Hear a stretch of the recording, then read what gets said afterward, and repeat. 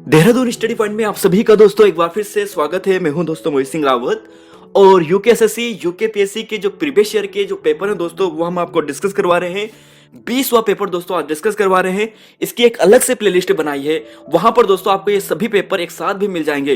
तो देखिए दोस्तों 20 पेपर की लिस्ट में आज 20वां पेपर डिस्कस कर रहे हैं, जिसमें से 10 पेपर यूकेपीएससी के हैं, 2022 के सभी हैं, 2021 के भी दोस्तों लगभग सभी हैं, एक 2019 का भी आपको डिस्कस करवा रहे हैं। तो यूकेपीएससी के जहां पर भी जीएस जीके हिंदी के क्वेश्चन आपको पूछे जाते हैं वो सभी दोस्तों हमने आपको डिस्कस करवा दिए हैं। और बेहद इंपॉर्टेंट आपके एग्जाम के लिए दोस्तों ये सीरीज होने वाली है, क्योंकि यूकेपीएससी प्रीवियस ईयर क्वेश्चंस को बहुत ज्यादा रिपीट करता है। तो देखिए दोस्तों आज के पेपर की बात करें तो यूकेपीएससी एआरओ आरओ वाला जो 2019 में हुआ था उस पेपर को हम डिस्कस कर रहे हैं। हाल ही में हमने यूकेपीएससी एआरओ वाला 2021-22 वाला भी डिस्कस किया है। कल परसों की क्लास में यूकेपीएससी एपीएस वाला भी डिस्कस किया था। और टोटल मिला के दोस्तों आज 20वां पेपर हमारा यहां पर हम डिस्कस करने वाले हैं।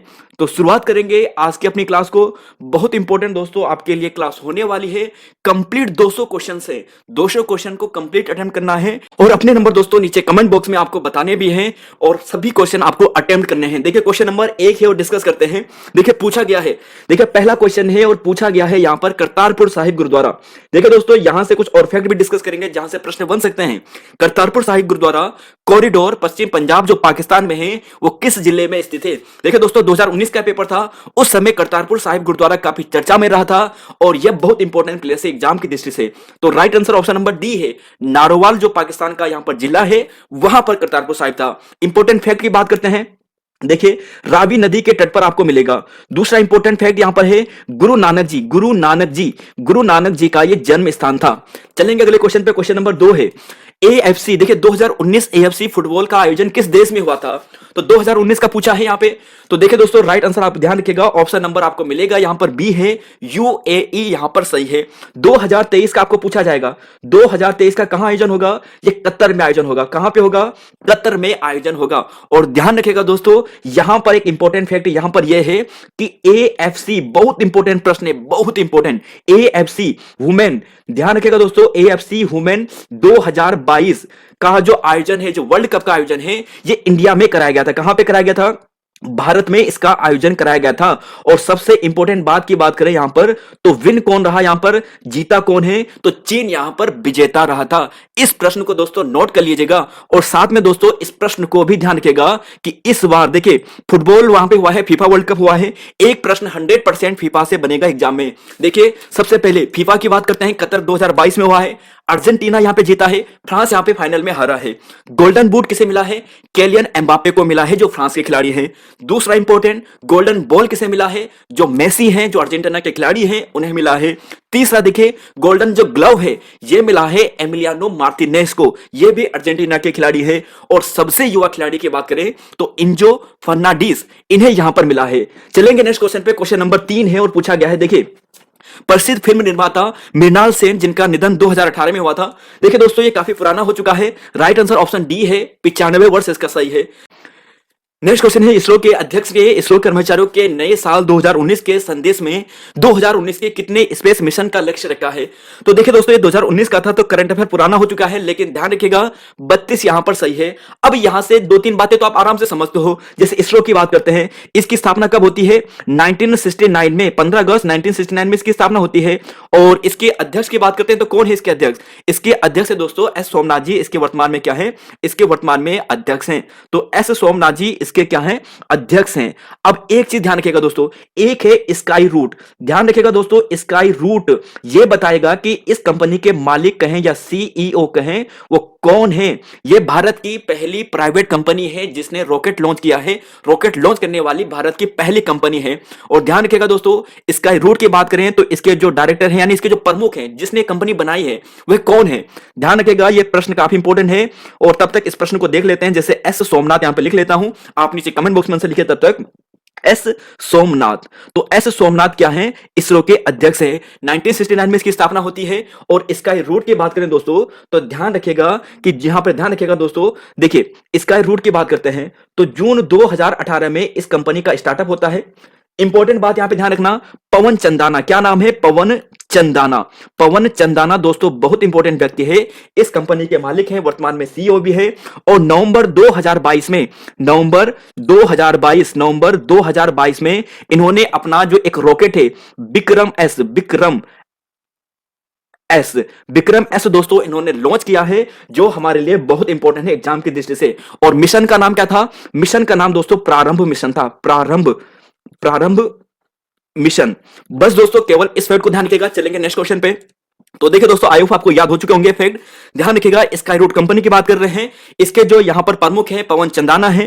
प्रारंभ मिशन इन्होंने हाल ही में लॉन्च किया था, जिसके तहत विक्रम एस रॉकेट को इन्होंने लॉन्च किया था 400 किलोमीटर की हाइट पर, और नवंबर 2022 में क्या था, और मिशन का नाम क्या था? प्रारंभ था। जून 2018 में इस कंपनी की स्थापना होती है। चलेंगे पांचवें क्वेश्चन पे। पूछा गया है यहां पर कि एमोस ओज, देखिए दोस्तों उस हिसाब का करंट अफेयर थे, उस समय का करंट अफेयर था। यूकेपीएससी करंट अफेयर पूछता है, ध्यान रखिएगा, इस बार भी पूछेगा, जरूर पूछेगा। 5 से 6 क्वेश्चन करंट अफेयर के ही आपको पूछेगा। एमोस ओज किसकी 2018 में देखिए मृत्यु हो गई थी, तो इजरायली लेखक थे। यह फैक्ट केवल आपको देख लेना है। चलेंगे क्वेश्चन नंबर 6 पे। बांग्लादेश में वर्तमान आम चुनाव के लिए मतदान कब हुआ था? तो तुक्का मारिए दोस्तों, क्योंकि इसे कोई भी सही नहीं कर पाएगा। तुक्का सही होगा 30 दिसंबर 2018। अब देखिए दोस्तों, बांग्लादेश से कुछ इंपॉर्टेंट फैक्ट है, 5 फैक्ट आपको यहां पर याद कराने वाला हूं। इन 5 फैक्टों की हम यहां पे बात करेंगे।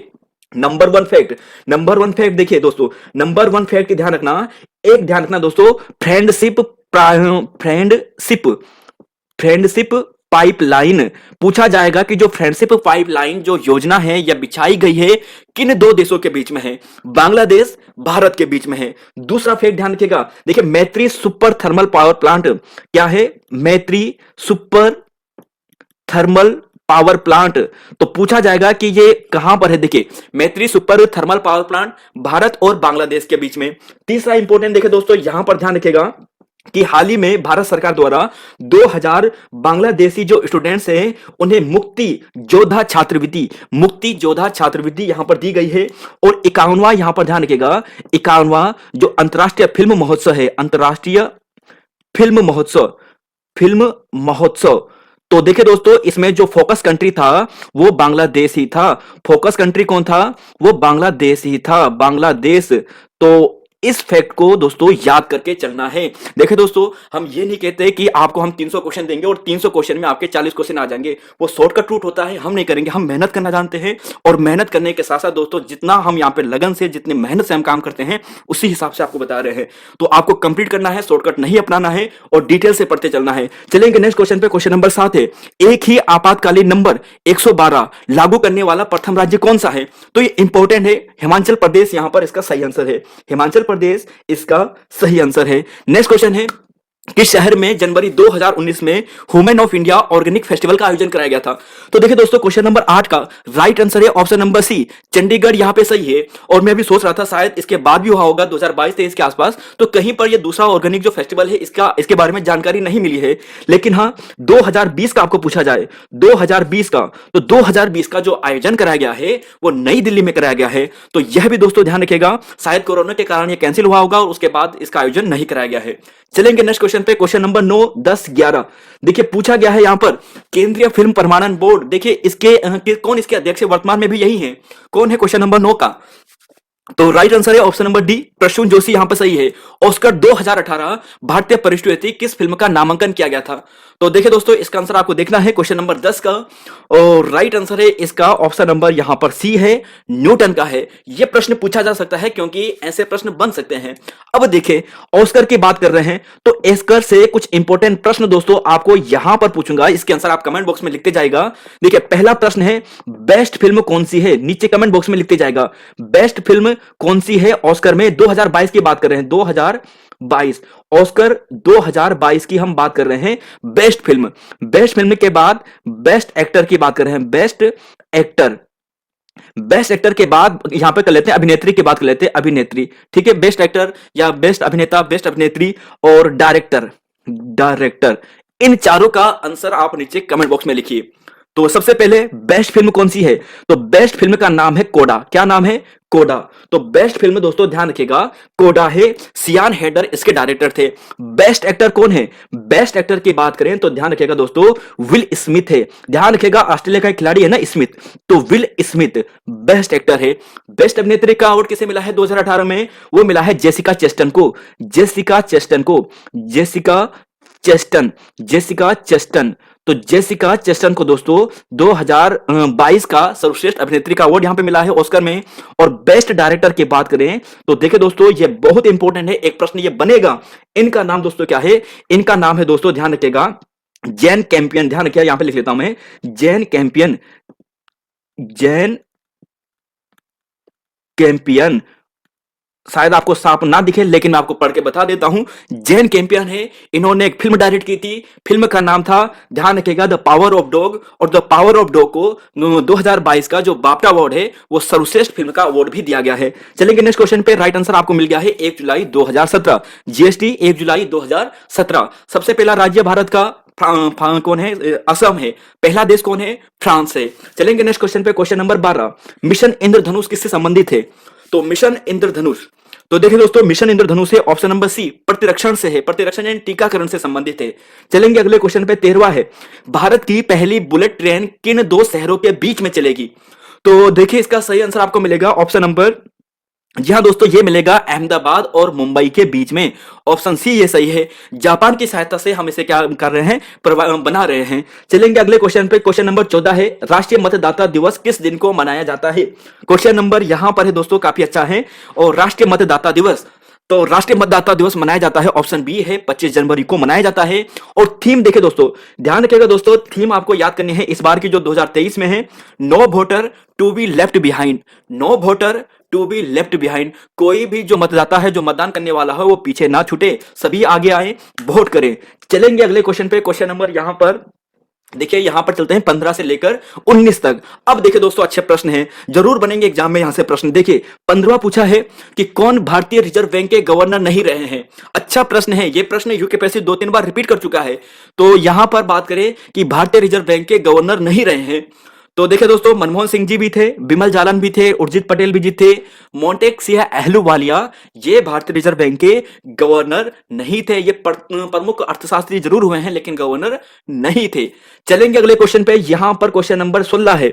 आरबीआई के बारे में बेसिक बातें दोस्तों आपको बताना है। किस कमेटी की सिफारिश पर आरबीआई का गठन किया गया था, है ना, और कब आरबीआई की स्थापना की जाती है, और अभी जो वर्तमान में गवर्नर है शक्तिकांत दास है, ये तो मैंने आपको बता दिया है। चलेंगे 16वें क्वेश्चन पर, 2020 ओलंपिक खेल किस शहर में आयोजित किए जाएंगे? तो 2020 का आपको पूछा गया है। तो देखिए दोस्तों, 2020 का आपको पूछा गया है, तो 2019 में हुआ था, तो 2020 का यानी टोक्यो में था। अब देखिए 2020 के बाद यानी 2024 की बात करते हैं, तो पेरिस में होगा, फिर यूएसए में होगा, और फिर यूएसए के बाद ऑस्ट्रेलिया में होगा। तो 24, फिर 28, फिर 32, 3 साल के आगे के भी आपको बता दिए हैं। और ध्यान रखिएगा दोस्तों, ओलंपिक के बारे में कुछ प्रश्न आपके लिए रखे हैं, यहां पर रखे हैं, थोड़ी देर में आपको मिलेगा। तब तक हम नेक्स्ट क्वेश्चन पे चलेंगे। 17 क्वेश्चन है, तब तक आप कमेंट बॉक्स में लिखना चाहते हो तो टोटल कितने अवार्ड यहां पे मिले हैं, और बाकी दोस्तों किसे गोल्ड मेडल मिला है, किसे सिल्वर मेडल मिला है, कितने गोल्ड, कितने सिल्वर, कितने कांस्य मिले हैं, ये कमेंट बॉक्स में तब तक आप लिखिए। Renuka ji dam multipurpose project बहुत इंपॉर्टेंट है। क्वेश्चन नंबर यहां पर, कितने राज्यों के साथ समझौता हस्ताक्षरित किए गए हैं? तो क्वेश्चन नंबर 17 है। और बता दे दोस्तों, आयोग ने इस प्रश्न को डिलीट किया है। क्या किया है? डिलीट किया है। क्यों किया है? देखिए दोस्तों, एक चीज बताता हूं, यहां पर है 5+1 राज्य, 5+1 राज्य। 5+1 का मतलब क्या हो गया? देखिए, एक तो हो गया एचपी, दूसरा हो गया यहां पे एचआर यानी हरियाणा, तीसरा हो गया यूपी यानी उत्तर प्रदेश, चौथा हो गया यूके यानी उत्तराखंड, पांचवा हो गया राजस्थान।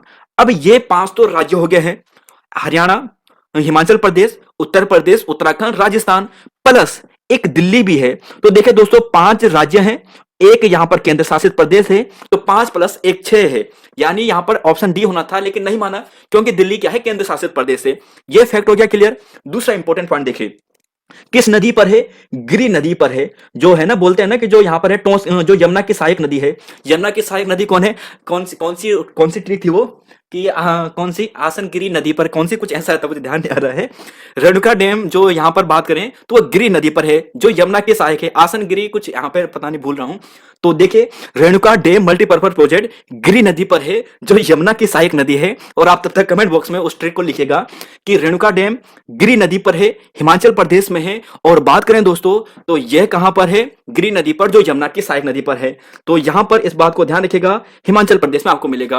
अगला क्वेश्चन का आंसर आपने देख लिया है, इसका आंसर है वेब वंडर वुमेन। महिला व बाल विकास मंत्रालय द्वारा शुरू किया गया ऑनलाइन अभियान क्या था, web wonder women. Next question है 19वां, भारतीय कृषि योगदान के लिए प्रथम वर्ल्ड एग्रीकल्चर प्राइज। देखिए प्रथम है इसलिए इंपॉर्टेंट है। और राइट आंसर दोस्तों है MS स्वामीनाथन जी, MS स्वामीनाथन जी। चलेंगे नेक्स्ट क्वेश्चन पे। क्वेश्चन नंबर यहां पर देखेंगे, देखिए देखिए यहां पर देखिए ओलंपिक के प्रश्न थे ना, तो ओलंपिक के देखिए दोस्तों हमने आपको जो अवार्ड थे वो करवाए थे, 100 महत्वपूर्ण के आसपास प्रश्न करवाए थे, तो वहीं पे डिस्कस करवाया था।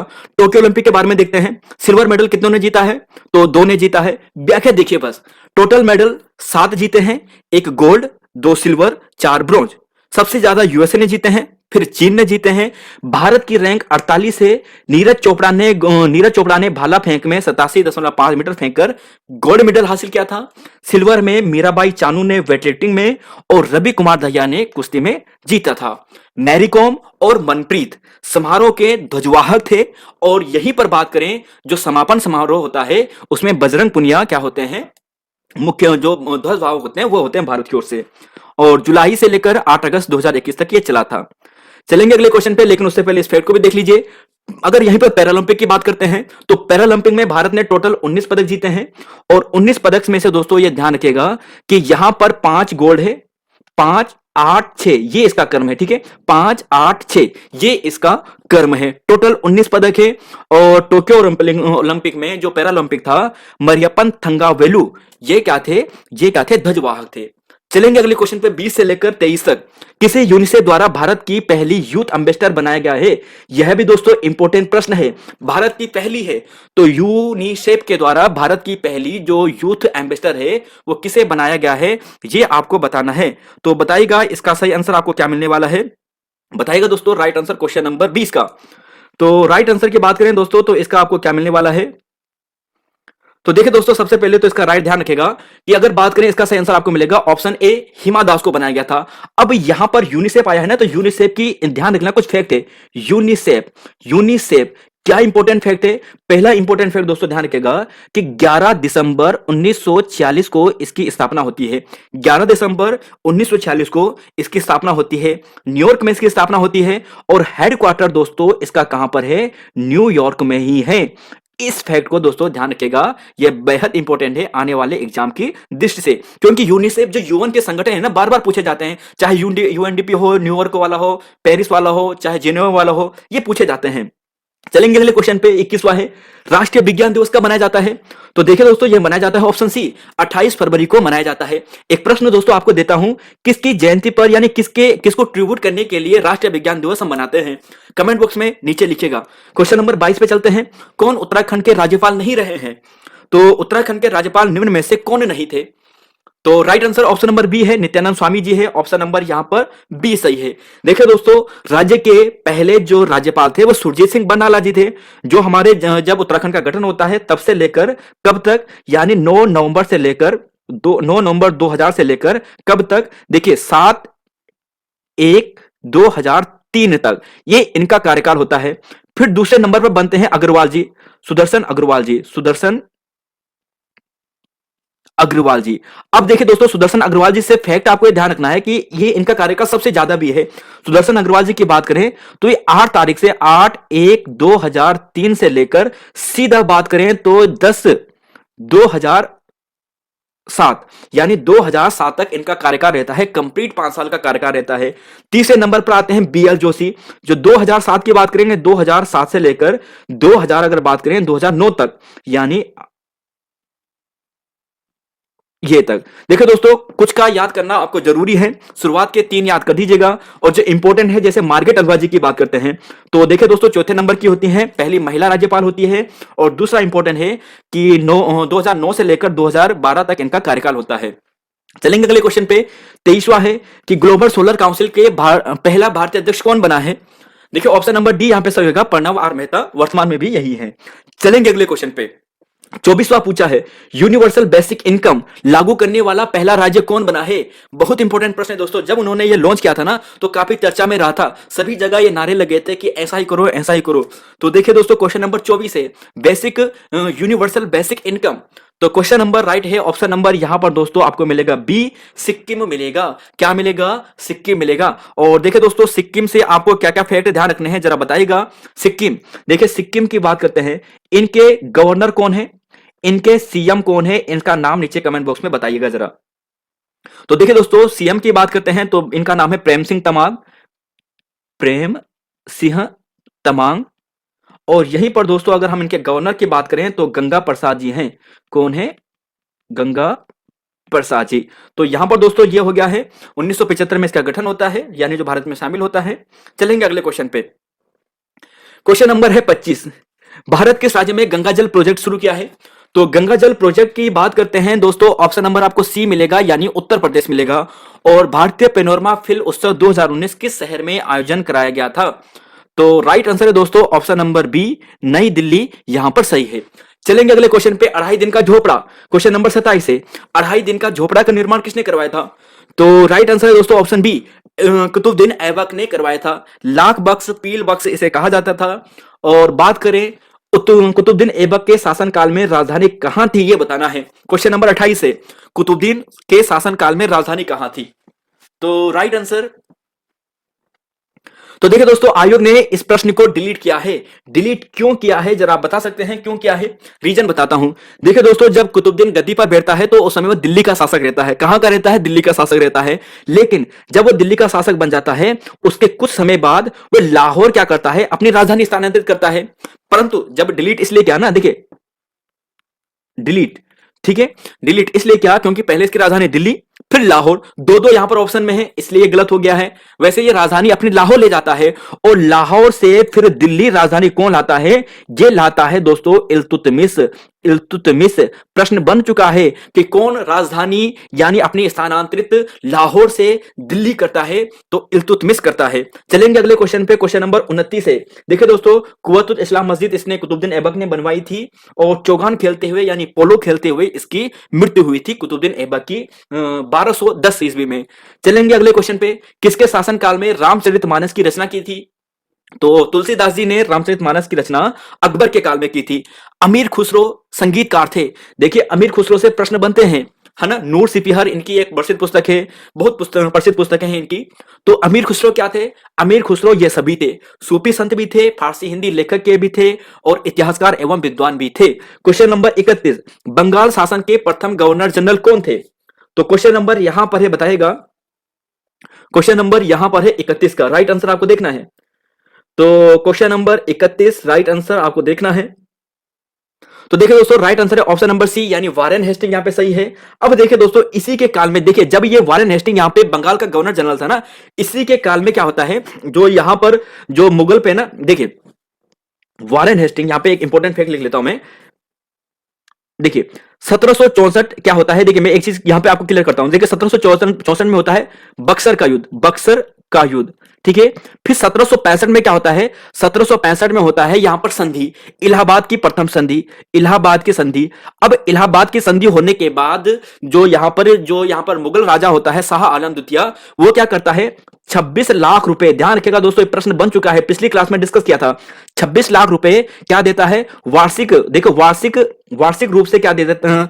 26 लाख रुपए वार्षिक में बिहार बंगाल उड़ीसा, बिहार बंगाल उड़ीसा इसकी क्या दे देता है? दीवानी दे देता है अंग्रेजों को। उड़ीसा इसकी दीवानी दे देता है अंग्रेजों को। अब देखो अंग्रेजों को इसने दीवानी दे दी है और अंग्रेज क्या करते हैं कि सालाना इसे 26 लाख रुपए देते हैं और अपने हिसाब से बंगाल बिहार उड़ीसा में क्या करते हैं? दीवानी प्राप्त करते हैं, पैसा प्राप्त करते हैं, कर प्राप्त करते हैं, टैक्स प्राप्त करते हैं। अब क्या होता है कि जब वारेन हेस्टिंग आता है तो वारेन हेस्टिंग इसे क्या कर देता है? 26 लाख की जो पेंशन है जो मुगलों को मिल रही थी, मुगल राजा को, इसे बंद करा देता है। इंपॉर्टेंट फैक्ट है दोस्तों। और साथ में यह भी ध्यान रखिएगा वारेन हेस्टिंग भी यही हुआ जिसपे महाभियोग चला था। महाभियोग किस पे चला था? इसी पे चला था इंग्लैंड में जाकर। जब इसका कार्यकाल पूरा हो जाता है तो इंग्लैंड में जाकर इस पर महाभियोग चलाया जाता है। चलेंगे 32 से लेकर 35 क्वेश्चन पे पूछा गया है। देखिए 1918 के अहमदाबाद मजदूर हड़ताल का नेतृत्व किसने किया था? तो अहमदाबाद यहां पर आंदोलन है और यह होता है दोस्तों महात्मा गांधी जी के नेतृत्व में। चलेंगे अगले क्वेश्चन पे। यहां पर देखिए क्वेश्चन नंबर 33 है, कांग्रेस की प्रथम भारतीय महिला अध्यक्ष कौन थी? कांग्रेस की प्रथम भारतीय महिला अध्यक्ष कौन थी? तो राइट आंसर है दोस्तों इसका ऑप्शन नंबर, तो जी हाँ दोस्तों, आप यहां पर सही देने वाले हैं option number A, Sarojini Naidu. तब तक दोस्तों आप एक कमेंट बॉक्स में लिखिए कि सरोजनी नायडू किस कांग्रेस के कौन से अधिवेशन में, कौन सा अधिवेशन था, कब हुआ था, बताएगा दोस्तों, और कहां हुआ था ये बताएगा। कौन से अधिवेशन वाले किस जगह पे अधिवेशन हुआ था और कब हुआ था।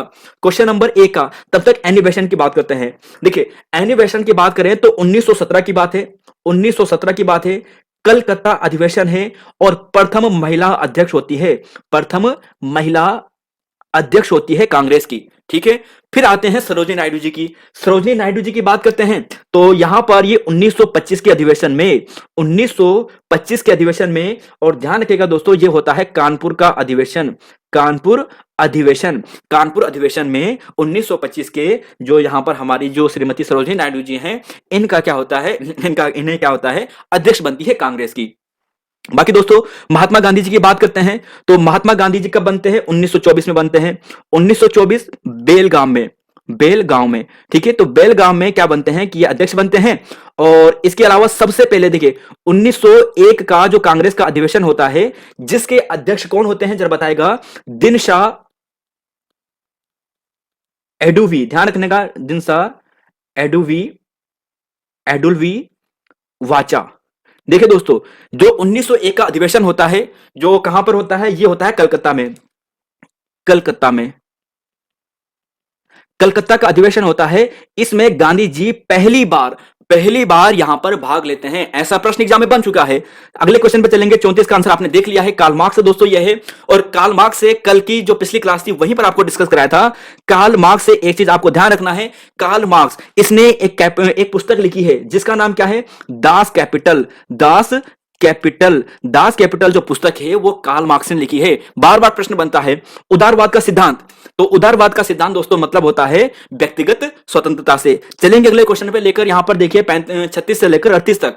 वियना कांग्रेस का समन्वयक कौन था? तो कुछ प्रश्न तो डायरेक्ट रख लेने हैं और राइट आंसर है दोस्तों ऑप्शन नंबर बी, मैटरनिख यहां पे सही है। चलेंगे 37 से लेकर 38वां क्वेश्चन है, इंग्लैंड में हाउस ऑफ कॉमन्स का प्रथम भारतीय सदस्य कौन बना था? तो क्वेश्चन नंबर यहां पर है दोस्तों ऑप्शन नंबर, क्वेश्चन नंबर 37 है और आंसर आपको देखना है क्वेश्चन नंबर यहां पर 37। तो आंसर दीजिएगा, काफी अच्छा प्रश्न है दोस्तों यहां पर, और इसका आंसर आप दीजिएगा। बहुत ही अच्छा प्रश्न है कि इंग्लैंड में हाउस ऑफ कॉमन्स का पहला भारतीय सदस्य कौन बना था?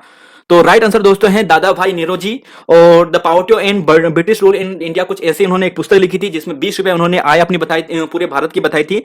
और इंपॉर्टेंट क्या है, दादा भाई नेरोजी हाउस ऑफ कॉमन्स में पहले भारतीय सदस्य चुने गए थे। क्वेश्चन नंबर 38, भारत छोड़ो आंदोलन के समय समांतर सरकार सर्वप्रथम कहां बनाई गई थी? तो बलिया में। कहां पर? बलिया में। देखिए 17 में भी बनी थी, लेकिन सबसे पहले जो सरकार बनती है समांतर, वो बलिया में बनती है।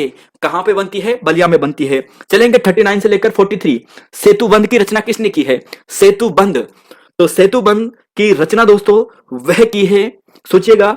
और राइट आंसर है क्वेश्चन नंबर 39 का, सेतु बंध की रचना करते हैं प्रवरसेन सेकंड, सेतु बंध प्रवरसेन सेकंड, सेतु बंध प्रवरसेन द्वितीय। नेपोलियन एवं पोप के मध्य हुए समझौते को किस नाम से जाना जाता है? क्वेश्चन नंबर यहां पर है 40, बताएगा इसका आंसर, बताएगा दोस्तों इसका आंसर। क्वेश्चन नंबर 40,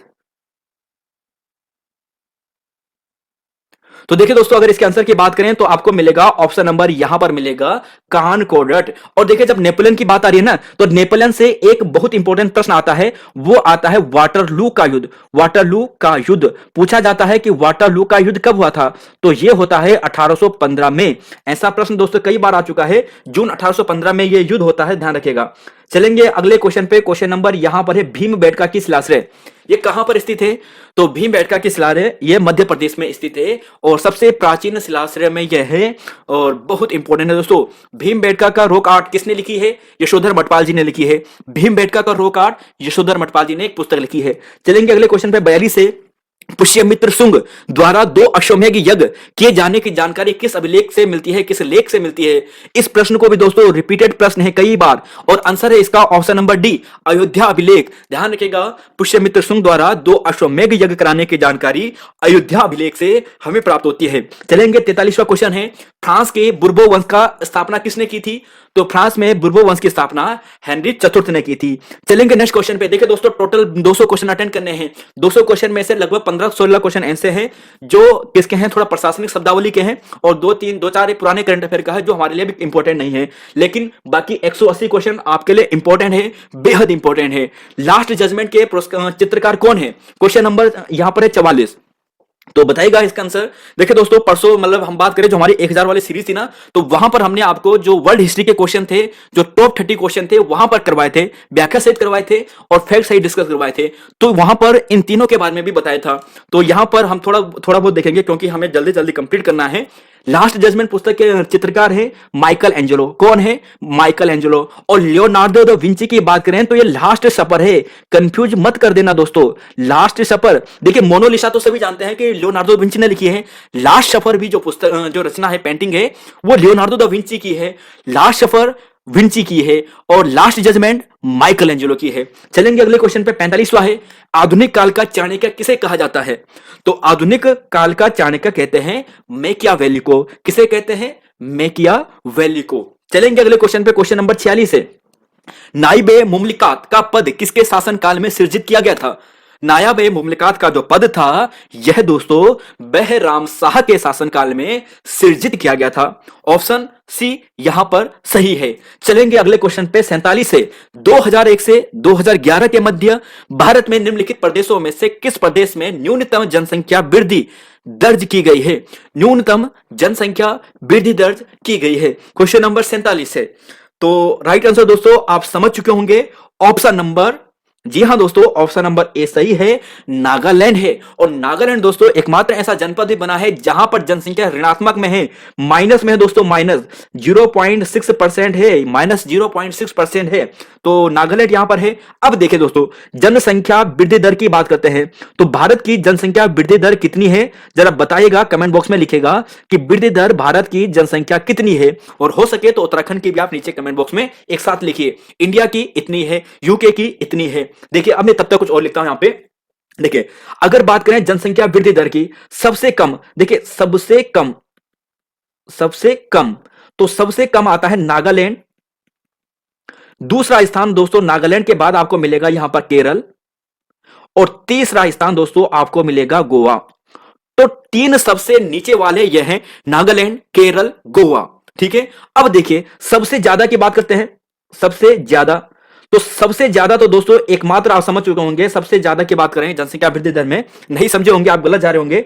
वृद्धि दर की बात की गई है प्रतिशतता में। ठीक है, तो सबसे ज्यादा यहां पर होगा मेघालय। मेघालय के बाद दोस्तों आता है अरुणाचल प्रदेश, अरुणाचल प्रदेश। और तीसरा स्थान दोस्तों क्या होगा मुझे ध्यान नहीं है, फिर भी ध्यान रखिएगा, अरुणाचल प्रदेश दूसरा है।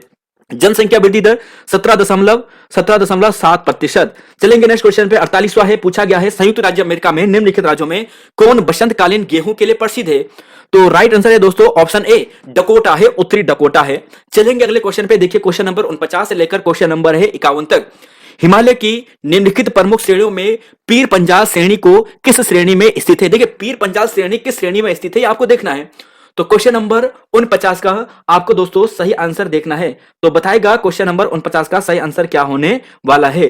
तो अच्छा क्वेश्चन है दोस्तों, इसका आंसर दीजिए क्या हो सकता है। इसका आंसर काफी अच्छा प्रश्न है और बताइएगा इसका सही आंसर आपको क्या मिलने वाला है। क्वेश्चन नंबर 49 की बात की गई है। तो लघु हिमालय, महान हिमालय, शिवालिक हिमालय, ट्रांस हिमालय या फिर इनमें से कोई नहीं। तो क्वेश्चन नंबर 49 राइट आंसर। तो जी हां दोस्तों, अगर राइट आंसर की बात करें तो ऑप्शन नंबर आपको ए मिलेगा, लघु हिमालय आपको यहां पर सही मिलने वाला है। चलेंगे 50वां क्वेश्चन है, कौन सा दर्रा अरुणाचल प्रदेश में तिब्बत को जोड़ता है? अरुणाचल प्रदेश और तिब्बत को जोड़ने वाला दर्रा, 50 का राइट आंसर। तो देखिए दोस्तों ये मिलेगा आपको बनिहाल दर्रा, बोमडिला दर्रा, ऑप्शन डी सही होगा। देखिए बनिहाल की बात करते हैं तो जेएनके में है, जेएनके जम्मू कश्मीर में है। चोंगला की बात करते हैं तो लद्दाख में है। ठीक है, और यहीं पर अगिल की बात करें तो यह भी लद्दाख में है। ठीक है, ऑप्शन यहां पर आप समझ जाइएगा। चलेंगे अगले क्वेश्चन पे। क्वेश्चन नंबर 51 है कि राज्यों में सर्वाधिक कोयला भंडार कहां पर है, बताएगा। क्वेश्चन नंबर यहां पर है, पूछा गया 51। और राइट आंसर है दोस्तों ऑप्शन नंबर सी, यानी बात करें तो आपको मिलेगा यहां पर झारखंड में। चलेंगे नेक्स्ट क्वेश्चन पे। देखिए क्वेश्चन नंबर यहां पर पूछा गया है 52 से लेकर 56 तक है। पर्वत श्रृंखलाओं में पंचमढ़ी हिल स्टेशन स्थित है। पंचमढ़ी हिल स्टेशन, तो पंचमढ़ी कहां पर है? तो राइट आंसर है दोस्तों सतपुड़ा में। Option A sorry option B यहां पर सही है। क्वेश्चन नंबर यहां पर 53 है, चावल की कटोरी किसे कहा जाता है? तो क्वेश्चन नंबर यहां पर है 53 और इसका आंसर आपको देखना है, बताएगा दोस्तों। काफी अच्छा प्रश्न है और बहुत ही इंपॉर्टेंट प्रश्न यहां पर आपको मिलने वाला है। तो देखिए दोस्तों, इसका जो सही आंसर है आपको मिल गया है, ऑप्शन नंबर यहां पर डी है, होन्शु यहां पर सही है। देखिए दोस्तों, यहां पर एक फैक्ट मैं आपको एक बार फिर से रिवाइज कराता हूं। पिछली से पिछली क्लास में जो एआरओ का पेपर था वहां पर आपको डिस्कस करवाया था, जो 2022 वाला था। वहां पे दोस्तों आपको एक चीज बताया था, जापान का कर्म लगाने के लिए आता है उत्तर से दक्षिण की ओर। तो सबसे पहले यहां पर यह है, इसका नाम है होकेडू। होकेडो, होकेडो सबसे ऊपर है। इसके बाद होकेडू से नीचे आपको मिलेगा यहां पर दूसरा स्थान है और इसका नाम है दोस्तों ह्यूनसू। क्या है? ह्यूनसू। और ह्यूनसू के बाद यहां पर आपको एक छोटा सा स्थान मिलेगा, इसका नाम है दोस्तों शिकोकू। शिकोकू शायद आपको साफ ना पड़े लेकिन सुन लीजिएगा, शिकोकू है। और फिर यहां पर सबसे नीचे आपको एक और मिलेगा और इसका नाम है दोस्तों यहां पर क्यूशू। क्या नाम है? क्यूशू। अब देखिए दोस्तों, फैक्ट क्या आते हैं, बोलेंगे कि सबसे दक्षिणतम कौन सा है? क्यूशू है, फिर ऊपर शिकोकू, फिर हुन्सू और फिर होक्काइडो। और जो यहां पर ये होन्सू वाला है ना, यहीं पर आपको इनकी राजधानी भी मिलेगी। टोक्यो आपको राजधानी हुन्सू द्वीप में मिलेगी और सबसे बड़ा द्वीप भी हुन्सू है। तो क्वेश्चन नंबर 53 से ध्यान रखेगा, इस फैक्ट को दोस्तों ध्यान रखेगा। शायद आपको साफ ना दिखे लेकिन ये फैक्ट ध्यान रखेगा। होक्काइडो, ह्यूनसू, शिकोकू, क्यूशू, ये जापान के 4 प्रमुख द्वीप है। वैसे तो हजारों द्वीप है वहां पे, लेकिन 4 महत्वपूर्ण द्वीप है, होन्सू, होक्काइडो, ह्यूनसू, शिकोकू, क्यूशू।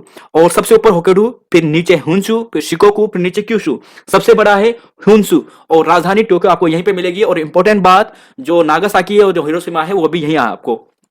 चलेंगे अगले क्वेश्चन पे। क्वेश्चन नंबर 54, उष्ण एवं उपोष्ण कटिबंधीय क्षेत्र में कृषि की प्रमुखता विशेषता क्या है? तो राइट आंसर है दोस्तों ऑप्शन बी सॉरी ए, गहन कृषि। तो उष्ण व उपोष्ण कटिबंधीय क्षेत्र में कृषि की विशेषता गहन कृषि है। हुदहुद चक्रवात, तो देखिए 2019 में हुदहुद चक्रवात आया था और यह था दोस्तों ऑप्शन ए, आंध्र प्रदेश में। देखिए दोस्तों अभी कुछ हाल ही में कुछ नए चक्रवात आए हैं, उनको भी एक बार पढ़ के जरूर जाएगा। देखिए दोस्तों, मैं हर बार कह रहा हूं, शॉर्टकट से काम नहीं चलता है, मेहनत करनी पड़ती है। शॉर्टकट से कभी भी काम नहीं बनता है। क्वेश्चन नंबर 56 है, मध्याह्न रेखाओं को ग्रीनविच मध्य समय कहां से लिया गया है? तो ग्रीनविच की बात की गई है, तो ग्रीनविच का मतलब आप समझ गए होंगे, 0 डिग्री लाइन है। कहां पर है? 0 डिग्री लाइन है। चलेंगे अगले क्वेश्चन पे। यहां पर है 57 से लेकर 60 तक। संयुक्त राज्य अमेरिका के झील परिक्षेत्र में लौह अयस्क खनन क्षेत्र को पहचानिए। कितना अच्छा प्रश्न और टफ लेवल का प्रश्न है। संयुक्त राज्य अमेरिका के महान झील परिक्षेत्र में प्रमुख लौह अयस्क खनन केंद्र। तो लौह अयस्क दोस्तों जो खनन केंद्र है वह है डुलुथ, मेशाबी और वार्मिलियन। फिर से सुनिए, डुलुथ, मेशाबी, वार्मिलियन। चलेंगे अगले क्वेश्चन पे और शायद ये क्वेश्चन में दोस्तों सर के पार जाने वाला है। डायरेक्ट बोन्सर है कि निम्नलिखित में से किसने शस्य संयोजन सूचकांक ज्ञात करने के लिए निम्न विधि का प्रयोग करवाया था? तो देखिए दोस्तों, केवल एक इमेज अपने दिमाग में बैठा दीजिए। अगर भूलवश कभी एग्जाम में 1-2 क्वेश्चन देखिए आते हैं ना, अगर 100 क्वेश्चन आएंगे तो 100 क्वेश्चन में से हो सकता है कि 80 क्वेश्चन सरल हो, लेकिन 20 क्वेश्चन ऐसे वो जरूर रखेंगे जो आपने पहले नहीं सुने होंगे। तो उन्हीं 20 क्वेश्चन में से यह क्वेश्चन भी हो सकता है। तो देखिएगा, इसका आंसर आपको मिलेगा दोस्तों, यहां पर वेबर है, जैसी वेबर है। चलेंगे 59वां क्वेश्चन है, 2011 की जनगणना के अनुसार राज्यों में सर्वाधिक जनसंख्या घनत्व तो किसका है? तो देखिए दोस्तों, इसका सही आंसर आप सभी कहां जाने वाले हैं? तो आप सभी जाएंगे यहां पर जाने वाले हैं। तो जी हां, आप जाएंगे बिहार में। ऑप्शन यहां पर डी आपको मिलेगा। और बिहार का जनघनत्व ये कितना है? ये है 110, यहां पे लिख लेता है 1106, यानी 1106 यहां पर आपको मिलेगा 1 किलोमीटर वर्ग के स्क्वायर के भीतर। जनसंख्या घनत्व ऐसे ही कहते हैं ना कि 1 वर्ग के भीतर 1 किलोमीटर जो वर्ग स्क्वायर है इसके भीतर कितने लोग यहां पर हैं। तो बिहार सबसे ज्यादा हो गया। पश्चिम बंगाल का स्थान देखिए, पहला स्थान है, दूसरा स्थान दोस्तों पश्चिम बंगाल का है। और यहीं पर दोस्तों अगर बात करें तीसरे स्थान की, तो तीसरा स्थान आता है केरल का। तो जनसंख्या घनत्व के टॉप 3 कौन से हैं? बिहार, पश्चिम बंगाल, केरल हो गया। सबसे कम की बात करते हैं। सबसे कम है दोस्तों अरुणाचल प्रदेश और अरुणाचल प्रदेश के बाद कौन सा है जरा बताएगा? तो अरुणाचल प्रदेश के बाद है मिजोरम, अरुण, मिजो और फिर सिक्किम। तो बस दोस्तों केवल आपको ये फैक्ट एक बार रिवाइज करवा रहा हूं। जनसंख्या से एक प्रश्न बनता है और बनेगा भी। 60 का क्वेश्चन है, भारत के निम्नलिखित राज्यों में किस राज्य में बोकारो लोहा इस्पात संयंत्र है? बोकारो, तो बोकारो तो दोस्तों झारखंड में है, ऑप्शन सी सही है। किसकी सहायता से बनाया गया है? तो यूएसएसआर की सहायता से बनाया गया है। और ध्यान रखिएगा दोस्तों, कौन सी पंचवर्षीय योजना में बनाया गया है? तो तीसरी पंचवर्षीय योजना में बनाया गया है। तीसरी पंचवर्षीय योजना में बनाया गया है। पहली दूसरी पंचवर्षीय योजना में दोस्तों और थे, और वहां से भी प्रश्न बनते हैं। चलेंगे, अगला क्वेश्चन है 61वां और पूछा गया है यहां पर कि टकला मकान मरुस्थल। देखिए टकला कौन है? तो टकला है दोस्तों एक ही है, और वह है ड्रैगन यानी चीन। तो ऑप्शन सी यहां पर सही है, टकला मकान मरुस्थल चीन में है। देखिए दोस्तों क्वेश्चन नंबर 62-63 का आंसर भी दीजिएगा। मैं आपके लिए यहां पे कुछ प्रश्न रख रहा हूं, कुछ प्रमुख मरुस्थल, इनका आंसर आप लिखते जाएगा 1 2 3 करके। 1 का राइट आंसर, 2 का राइट आंसर, 3 का राइट आंसर, 4 का राइट आंसर। सबसे पहले मैं आपको पूछता हूं, ग्रेट विक्टोरिया मरुस्थल, ग्रेट विक्टोरिया, ग्रेट विक्टोरिया मरुस्थल कहां पर है? पहला क्वेश्चन। दूसरा क्वेश्चन है कालाहारी मरुस्थल कहां पर है और यहां पर कौन सी जनजाति पाई जाती है? कालाहारी मरुस्थल कहां पर है और जनजाति भी बताएगा, यहां से ऐसा भी प्रश्न बनता है। तीसरा प्रश्न आपको है गोभी मरुस्थल कहां पर है? गोभी मरुस्थल कहां पर है? और चौथा दोस्तों आपको यहां पर पूछता हूं आटा कामा मरुस्थल, आटा कामा मरुस्थल। ये चारों दोस्तों बहुत इंपॉर्टेंट है। इसके अलावा दोस्तों कुछ और भी है, मैं आपको वो भी बताऊंगा, लेकिन इन चारों का आंसर आप तब तक बताइएगा, कमेंट बॉक्स में लिखिएगा। तब तक हम 62-63 को सोल्व करते हैं। 62 की बात करते हैं, जेनोवा निम्नलिखित में से किस देश का एक प्रमुख बंदरगाह है? तो जेनोवा की बात करें दोस्तों तो यह है इटली का। किसका है? इटली का प्रमुख बंदरगाह है। चलेंगे, 63वां क्वेश्चन है, भारत में राज्यों में इंदिरा गांधी भव्य सुपर तापीय शक्ति परियोजना। तो देखिए दोस्तों इसका राइट आंसर है ऑप्शन ए यानी हरियाणा, इसका सही आंसर है। अब आंसर देखते हैं। ग्रेट विक्टोरिया ऑस्ट्रेलिया में है। कहां पर है? ऑस्ट्रेलिया में, ठीक है। कालाहारी की बात करते हैं तो कालाहारी दोस्तों आपको मिलेगा बोत्सवाना में, बोत्सवाना में। और यहां पर दोस्तों बुशमैन जनजाति पाई जाती है, बुशमैन, बुशमैन जनजाति यहां पर पाई जाती है। गोभी मरुस्थल कहां पर है? गोभी मरुस्थल है मंगोलिया में, मंगोलिया में, मंगोलिया में, ठीक है। देखिए दोस्तों पैड में लिखने में थोड़ी दिक्कत होती है, समझ आएगा जो हम कह रहे हैं। आटा कामा की बात करते हैं तो आटा कामा दोस्तों आपको मिलता है चिली में। जो चिली देश है ना, चिली देश जो तांबे के लिए काफी प्रसिद्ध है, वो वहां पर आपको मिलेगा। तो चिली में आपको ये मिल गया है। और एक दो और आपको बताना चाहूंगा, और लास्ट लास्ट सेकंड ये वाला है। देखिए एक है दस्त ए काबिर, ये आपने शायद सुना होगा, दस्त ए काबिर। ये मरुस्थल कहां पर है? दस्त ए काबिर। तो देखिए ये आपको मिलेगा ईरान में। और दूसरा दोस्तों आपको एक है रूब अल खाली, रूब अल खाली। ये मरुस्थल कहां पर है? तो रूब अल खाली जो मरुस्थल है दोस्तों वह है सऊदी अरब में। कहां पर है? सऊदी अरब में। देखिए दोस्तों ये महत्वपूर्ण इंपॉर्टेंट जो मरुस्थल है, प्रश्न बन सकते हैं, तो वह आपके सामने है। चलेंगे अगले क्वेश्चन पे। क्वेश्चन नंबर यहां पर है 64 से लेकर 68 तक। क्वेश्चन नंबर 64 से लेकर क्वेश्चन नंबर यहां पर 68 तक है। इसका आंसर दीजिएगा, 64 को पढ़िएगा और आंसर दीजिएगा। होंग हो नदी जो चीन का सूख भी कहते हैं, कहां पर मिलती है, किस में मिलती है? तो आंसर इसका देना है आपको, तो दीजिएगा इसका आंसर क्या होने वाला है। तो देखिए दोस्तों क्वेश्चन नंबर 64 की बात करते हैं तो ये आपको मिलेगा। तो राइट आंसर की बात करें दोस्तों, तो इसके आंसर की बात करें तो ऑप्शन नंबर यहां पर आपको मिलेगा बी, पीला सागर यहां पर सही है, ठीक है। नेक्स्ट क्वेश्चन पे चलेंगे। यहां पर है क्वेश्चन नंबर 65 है कि हिमालय की घाटियों में किसमें सिपकिला दर्रा है? शिपकिला दर्रा, देखिए सिपकिला दर्रा से एक नदी नदी आती है ना, कौन सा है बताइएगा जरा इसका आंसर। तो क्वेश्चन नंबर यहां पर है, इसका आंसर आपको देखना है दोस्तों, बताएगा। तो जी हाँ दोस्तों यहां पर आपको मिलेगा सतलज घाटी, यानी ऑप्शन सी है, सतलज नदी यहां से निकलती है। शिपकिला दर्रा हिमाचल प्रदेश में आपको मिलेगा। क्वेश्चन नंबर आगे बढ़ेंगे, इसका आंसर दीजिएगा। क्वेश्चन नंबर यहां पर है 66 का है कि 2011 की जनगणना के अनुसार किस राज्य में अनुसूचित जाति की जनसंख्या सर्वाधिक है? तो बताइएगा दोस्तों इसका आंसर, अनुसूचित जाति की जनसंख्या सर्वाधिक है। तो देखिए दोस्तों इसका राइट आंसर आपको मिलने वाला है ऑप्शन बी यानी उत्तर प्रदेश में। तो क्वेश्चन नंबर यहां पर ये हो गया है, प्रथम विधि आयोग के अध्यक्ष कौन है? तो इसका आंसर देना है दोस्तों, प्रथम विधि आयोग के अध्यक्ष कौन है? तो राइट आंसर आपको क्या मिलने वाला है, क्वेश्चन नंबर यहां पर है, बताइएगा। तो देखिए दोस्तों ऑप्शन यहां पर सी सही है। इन फैक्ट को मेरे साथ दोस्तों अभी याद कीजिए। देखिए लॉर्ड मैकाले की बात करते हैं तो ये जो 1833 का जो एक्ट आता है ना, 1833 का, ध्यान रखिएगा दोस्तों, काफी अच्छा प्रश्न है। 1833 का यहां पर जो एक्ट आता है उसके माध्यम से, 1833 के माध्यम से दोस्तों ध्यान रखिएगा, बहुत इंपॉर्टेंट प्रश्न है और आने वाले एग्जाम के लिए बहुत इंपॉर्टेंट है। इन फैक्ट को ध्यान रखिएगा। देखिए 1833 का जो एक एक्ट आता है ना, उसके माध्यम से 1834 में जो प्रथम विधि आयोग है उसका गठन किया जाता है। लॉर्ड मैकाले इसके अध्यक्ष होते हैं। ये बात तो होगी पहले बात है ना। दूसरी इंपॉर्टेंट बात सुनिए, दूसरी इंपॉर्टेंट बात दोस्तों यहां पर है कि वर्तमान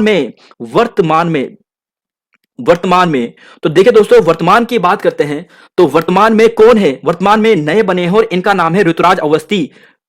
ऋतुराज अवस्थी, ध्यान रखिएगा दोस्तों, बेहद इंपॉर्टेंट प्रश्न है और यहां से बनते हैं। ऋतुराज अवस्थी वर्तमान में भारत के नए जो विधि आयोग हैं उसके अध्यक्ष हैं। नए विधि आयोग के अध्यक्ष कौन है? ऋतुराज अवस्थी हैं और 22वें नंबर के हैं, 22वें नंबर के हैं, ठीक है, 22वें नंबर के हैं। तो ऋतुराज अवस्थी ये हो गया है, ध्यान रखिएगा, काफी अच्छा ये प्रश्न है। और बाकी दोस्तों यहां से आप इतना ही फैक्ट ध्यान रखिएगा। नवंबर 2022 में इनकी नियुक्ति हुई थी, तो करंट अफेयर का भी यह प्रश्न है। चलेंगे अगले क्वेश्चन पे, question number 68। Cripps mission Bharat कब आया था? तो देखिए दोस्तों क्रिप्स मिशन की एग्जैक्ट डेट तो पता नहीं है, लेकिन ध्यान रखिएगा कि क्रिप्स मिशन आयोग ने इस प्रश्न को डिलीट किया है। ये यहां पर मार्च में आया था। देखिए मार्च 1942 में आया था। एग्जैक्ट तिथि दोस्तों कहीं पर हमें मिली नहीं है, अगर आप बता सकते हो एग्जैक्ट तिथि कब आया था तो वहां से मार्च 1942 में आया था। तो क्वेश्चन नंबर 68 को आयोग ने डिलीट किया है, ध्यान रखिएगा। चलेंगे 69 से लेकर 72वां क्वेश्चन है। ब्रिटिश संसद द्वारा मद्रास बंबई रिकॉर्ड न्यायालय को स्थापित व अधिकारिता सम्राट को प्रदान व अधिनियम कब पारित किया गया था? तो पढ़ लीजिए एक बार, सीधा आंसर देख लेते हैं। राइट आंसर है ऑप्शन यहां पर ए 1797। इस क्वेश्चन है देखिए 17वां है और पूछा गया है कि किस वर्ष मुगल शाह आलम द्वारा कंपनी को बंगाल की दीवानी प्रदान की गई थी? तो देखिए दोस्तों बहुत इंपॉर्टेंट प्रश्न है, अभी आपको रिपीट भी करवाया था, पहले भी क्वेश्चन में डिस्कस करवाया था और ये 10 पेपर में से कम 5 पेपर में हम आपको ये प्रश्न रिपीट करा चुके हैं, क्योंकि ये प्रश्न बार बार रिपीट होता है, इसी से रिलेटेड प्रश्न बनते हैं। बंगाल की दीवानी किसने दी थी? शाह आलम द्वितीय ने दी थी। कब दी थी? वैसा भी 1765 में दी थी। ऑप्शन डी यहां पर सही है। देखिए दोस्तों पिछली क्लास में भी आपको डिस्कस करवाया था कि 1764 में, देखिए 1764 में क्या होता है? बक्सर का युद्ध होता है। बक्सर का युद्ध होता है जिसमें मुगल बादशाह हो गया है, अवध नवाज जो सुजाउद्दौला है और एक मीर कासिम है, ये तीनों हार जाते हैं। मुगल बादशाह शाह आलम द्वितीय रहता है। अब जब ये हार जाते हैं तो इसके बाद 12 अगस्त 1765 में रॉबर्ट क्लाइव के साथ इनकी एक संधि होती है जिसे इलाहाबाद की संधि कहते हैं। क्या कहते हैं? इलाहाबाद की संधि। इलाहाबाद की एक्चुअली प्रथम संधि है, इलाहाबाद की प्रथम संधि इसे कहते हैं। और इसके तहत 26 लाख रुपए 26 लाख रुपए, ध्यान रखिएगा, 26 लाख रुपए की दीवानी दी जाती है मुगल बादशाह द्वारा कंपनी को, और बंगाल बिहार उड़ीसा की दीवानी देते हैं कि 26 लाख रुपए तुम हमें दो और बंगाल बिहार उड़ीसा ले लो और जो टैक्स आपको लगाना है वहां पर लगाओ।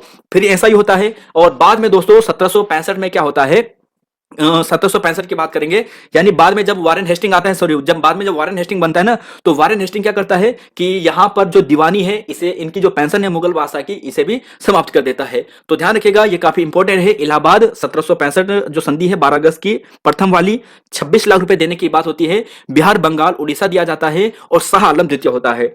चलेंगे अगले क्वेश्चन पे, क्वेश्चन नंबर 71। रेगुलेटिंग एक्ट 1773 में सुप्रीम कोर्ट द्वारा सृजित की गई थी। तो देखिए दोस्तों ये कलकत्ता में क्या गया था, लॉर्ड इम्फे यहाँ पे कौन थे? प्रथम जज बने थे, मुख्य जज बने थे। क्वेश्चन नंबर यहां पर देखिए 1773 का रेगुलेटिंग एक्ट था और 1773 के रेगुलेटिंग एक्ट के माध्यम से अगले साल 1774 में सुप्रीम कोर्ट का गठन होता है, बनाया जाता है कलकत्ता में। लॉर्ड इम्फे होता है, 3 जज होते हैं, एक मुख्य 2 अन्य। बंबई में अधिकृत यूरोपीय पुर्तगाली सर्वप्रथम रहे थे।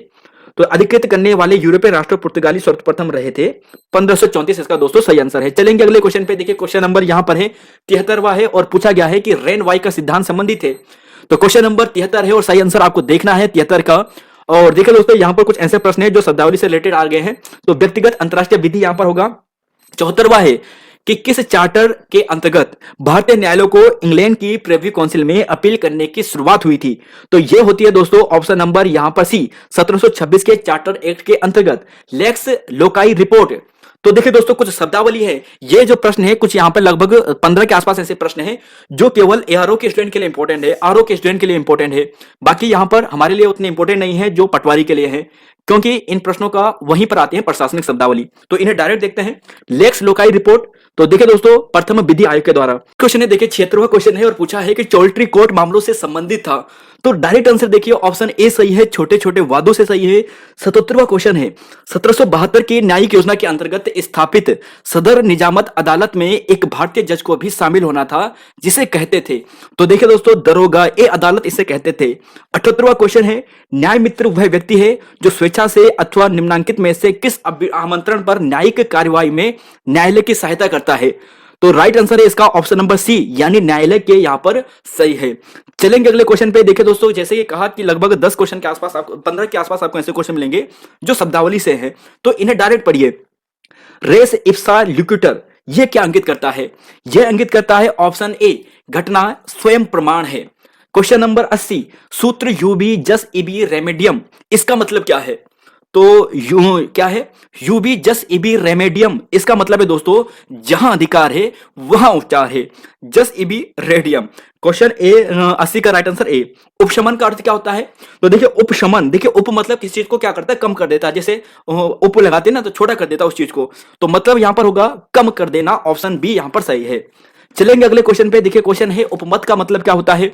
उपमत का मतलब होता है, ऑप्शन यहां पर होगा, उपमत का मतलब तो यह होता है मूक सहमति देना। उपमत का मतलब होता है मूक सहमति देना। 83 है, म्यूटेटिस। म्यूटेटिस देखिए, म्यूटेटिस म्यूटेंटिस मतलब क्या है इसका? तो इसका मतलब है दोस्तों, ऑप्शन यहां पर सी है, यथा आवश्यक परिवर्तनों से सहित। इंटर एलिया का तात्पर्य है, इंटर एलिया। तो right answer option number C है, अन्य बातों के साथ साथ। तो देखिए दोस्तों, इन चीजों को जल्दी जल्दी पढ़ लेते हैं। अस्थि अधिस्थगन का अर्थ क्या है? अधिस्थगन का, तो 85 का राइट आंसर की बात करें तो मिलेगा ऑप्शन सी, एक निश्चित अवधि के लिए ऋणी को भुगतान मुलतवी रखने का विधिक अधिकार। अस्थि स्थगन का मतलब, अधिस्थगन का मतलब। अपकरण का मतलब क्या हुआ? अपकरण का मतलब हो गया है ऑप्शन बी, विधिक कार्य को अनुचित पालन करना। क्वेश्चन नंबर 87, इजूस डेव्स जेनेरिस का मतलब क्या है? इजूस डेव जेनेरिस का मतलब है, तो इसका मतलब है ऑप्शन ए, उसी प्रकार का। न्यूडम पैक्टम का मतलब क्या है? न्यूडम पैक्टम का मतलब, इसका मतलब है दोस्तों ऑप्शन बी, बिना प्रतिफल के। और पर्सोना नॉन ग्राटा का मतलब है, पर्सोना नॉन ग्राटा, इसका मतलब है किसी देश को अस्वीकार योग्य एक व्यक्ति। तो देखिए दोस्तों, जैसे बताया ना कि इसमें लगभग 15-20 क्वेश्चन ऐसे हैं जो हमारे प्रश्न के रिलेटेड नहीं, हमारे सिलेबस के अकॉर्डिंग नहीं है। ये एरो का पेपर था, तो फिर भी इसे देख लेते हैं। पर्सोना नॉन ग्राटा का मतलब क्या है? तो इसका मतलब है किसी देश को अस्वीकार योग्य एक व्यक्ति, जो भी पीछा पूछा था। पेंडेंटी लाइट का मतलब क्या है? पेंडेंटी लाइट, तो देखिए यहां पर अदालती शब्दावली है, तो राइट आंसर इसका है वादकालीन। पेंटा संट सावांडा, इसका मतलब है दोस्तों अंतरराष्ट्रीय विधि से। चलेंगे अगले क्वेश्चन पे। पर इक्विरम का अर्थ क्या है? पर इक्यूरियम, इसका मतलब है ऑप्शन ए, अवधानता का कारण। बीज यहां पर देखिए है, विजिलेंटिबस एट एंड द डोरमेंटिवियस जूरा सबवेनियंट, इसका तात्पर्य क्या है? तो देखिए दोस्तों, वैसे हमारे काम का नहीं है, विधि जागरूक की सहायता करने का एक सुसुप्त की, ऑप्शन डी सही है। नोसिटर और सोसिस, इसका मतलब है दोस्तों सहचर्यण याज्ञते, तो ये क्वेश्चन है। एड वेलोरम का तात्पर्य क्या है? इसका मतलब है ऑप्शन डी, मूल्य अनुसार यहां पे सही है। प्रो विनो पब्लिको का अर्थ क्या है? इसका अर्थ है दोस्तों जनहित में। प्रो बोनो पब्लिको, जनहित में, इसका मतलब है। प्राइमा फेसाई, इसका मतलब क्या है? प्राइमा फेसाई, इसका मतलब है दोस्तों ऑप्शन यहां पे सी है, प्रथम दृष्टि। प्राइमा फेसाई मतलब पहले दिखने वाला, प्रथम दृष्टिया। 1780 की न्यायिक योजना का मूल लक्षण निम्नलिखित में से किसके मध्य पृथक्करण का था? तो राइट आंसर दोस्तों ऑप्शन बी, राजस्व और न्यायपालिका के कार्यों के मध्य। और अब देखिए यहां से आप थोड़ा ठीक क्वेश्चन आने लग जाएंगे। सर्किट कोर्ट का बात करें दोस्तों, तो ये अंत क्या था? लॉर्ड विलियम बेंटिक ने। ये थोड़ा ठीक है, हमारे लिए आ सकता है कि सर्किट कोर्ट की प्रणाली को अंत किया था, तो लॉर्ड विलियम बेंटिक ने करवाया था। चलेंगे अगले क्वेश्चन पे कि सर्किट कोर्ट का अंत यहां पर यही हो गया है। सुप्रीम कोर्ट के मुख्य न्यायाधीश इम्फे पर न्यायिक हत्या का आरोप लगाया था। ये इंपॉर्टेंट क्वेश्चन है, किस केस में सुप्रीम कोर्ट के मुख्य न्यायाधीश पर न्यायिक हत्या का आरोप लगा था? तो ध्यान रखिएगा दोस्तों, नंद कुमार केस यहां पर है। न्यायिक यहां रखिएगा, वही आ गया, नंद कुमार केस यहां पे सही है। इस पर जो इम्पे है, इसकी हत्या का आरोप लगा था, न्यायिक हत्या का आरोप लगाया था। काफी प्रसिद्ध केस था। ब्रिटिश नागरिकों को कंपनी के दीवानी क्षेत्राधिकार रखने के लिए ब्लैक एक्ट किस वर्ष पारित किया गया था? तो ब्रिटिश नागरिकों को कंपनी के दीवानी क्षेत्राधिकार रखने वाला जो ब्लैक एक्ट था, ये 1836 में पारित किया गया था। चलेंगे अगले क्वेश्चन पे, ये लास्ट वाले पार्ट है, इसके बाद अपने उत्तराखंड के शुरू होंगे। देखिए, किस गवर्नर जनरल का प्रथम बार विधि के अनुशासन सिद्धांत को लागू किया था? किस गवर्नर जनरल ने प्रथम बार विधि के अनुसार शासन के सिद्धांत को लागू किया था? तो हो सकता है ये हमारे लिए इंपॉर्टेंट हो जाए। तो राइट आंसर है दोस्तों ऑप्शन बी, लॉर्ड कॉर्नवालिस ने। गवर्नर जनरल द्वारा न्यायिक काम के बोझ व अदालतों को काम करने के वादों को शीघ्र निपटान के उद्देश्य से कोर्ट फीस लगाई थी। तो कोर्ट फीस किसने लगवाई थी? तो देखिए कोर्ट फीस जो लगाई थी वो लगाई थी जॉन शोरे ने। किसने लगवाई थी? जॉन शोरे ने।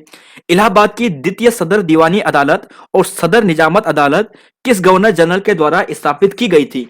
इलाहाबाद में द्वितीय सदर दीवानी अदालत और सदर निजामत अदालत जो यहां पर स्थापित की थी वो विलियम बेंटिक्स ने की थी।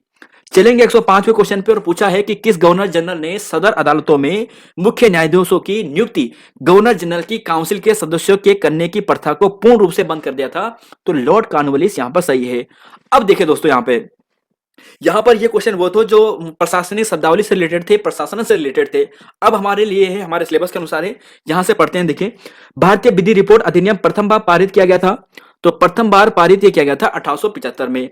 अब चलते हैं अगले क्वेश्चन पे। उत्तराखंड के क्वेश्चन है, क्षत्रियों की राजधानी को पांडुकेश्वर ताम्रपत्र में वर्णित नाम है। क्षत्रियों की राजधानी पांडुकेश्वर ताम्रपत्र में वर्णित नाम क्या है? तो देखिए वर्णित नाम है यहां पर ऑप्शन बी, कार्तिकेयपुर। चलेंगे अगले क्वेश्चन पे। यहां पर है राज्य स्तरीय डेयरी प्रशिक्षण संस्थान। तो यह है दोस्तों ऑप्शन सी, लाल कुआं में आपको मिलेगा। और क्वेश्चन नंबर 9 है कि सूची 1 और सूची 2 को मिलान करना है। ये परियोजना है और नदी है, किस में कौन सी है आपको देखना है। तो ढालीपुर, छिबरो। देखिए छिबरो की बात करें तो टोंस नदी में है। चीला चीला की बात करें तो गंगा नदी पर है। ढालीपुर यमुना नदी पर है और खटीमा की बात करें तो शारदा नदी पर है। तो राइट आंसर दोस्तों ऑप्शन सी होगा, इसे आप मैच कर लीजिएगा। चलेंगे अगले क्वेश्चन पे। क्वेश्चन नंबर यहां पर 110 से 113। उत्तराखंड की स्थापना के पश्चात इसकी आय तृतीय क्षेत्र बढ़ा है। यूकेपीएससी के उत्तराखंड के प्रश्न ऐसे होते हैं। देखिए उत्तराखंड की स्थापना के पश्चात इसकी आय में तृतीय क्षेत्र का योगदान कैसा रहा है? तो इकोनॉमिक्स वाले जो पोर्शन होता है उत्तराखंड में वहां से प्रश्न पूछता है। तो देखिए दोस्तों ये लगातार बढ़ रहा है। ऑप्शन सी यहां पे सही होगा। चलेंगे 171वां क्वेश्चन। रिजर्व बैंक का कार्यालय उत्तराखंड में यानी देहरादून में स्थापित किया गया था। तो ये जून 2006 को कराया गया था। कब कराया गया था? जून 2006 को। देहरादून में स्थापित प्रथम जो संस्थान है वो कौन सा था? तो देहरादून में स्थापित प्रथम संस्थान कौन सा था? तो देखिए दोस्तों भारतीय सर्वेक्षण विभाग पे मत चले जाना, क्योंकि ये 1767 में इसकी स्थापना हो जाती है, लेकिन 1942 में इसका हेडक्वार्टर देहरादून आता है। पहले कलकत्ता रहता है। वन अनुसंधान संस्थान यहाँ पे सही है, सी यहाँ पर सही है। 1906 में इसकी स्थापना होती है।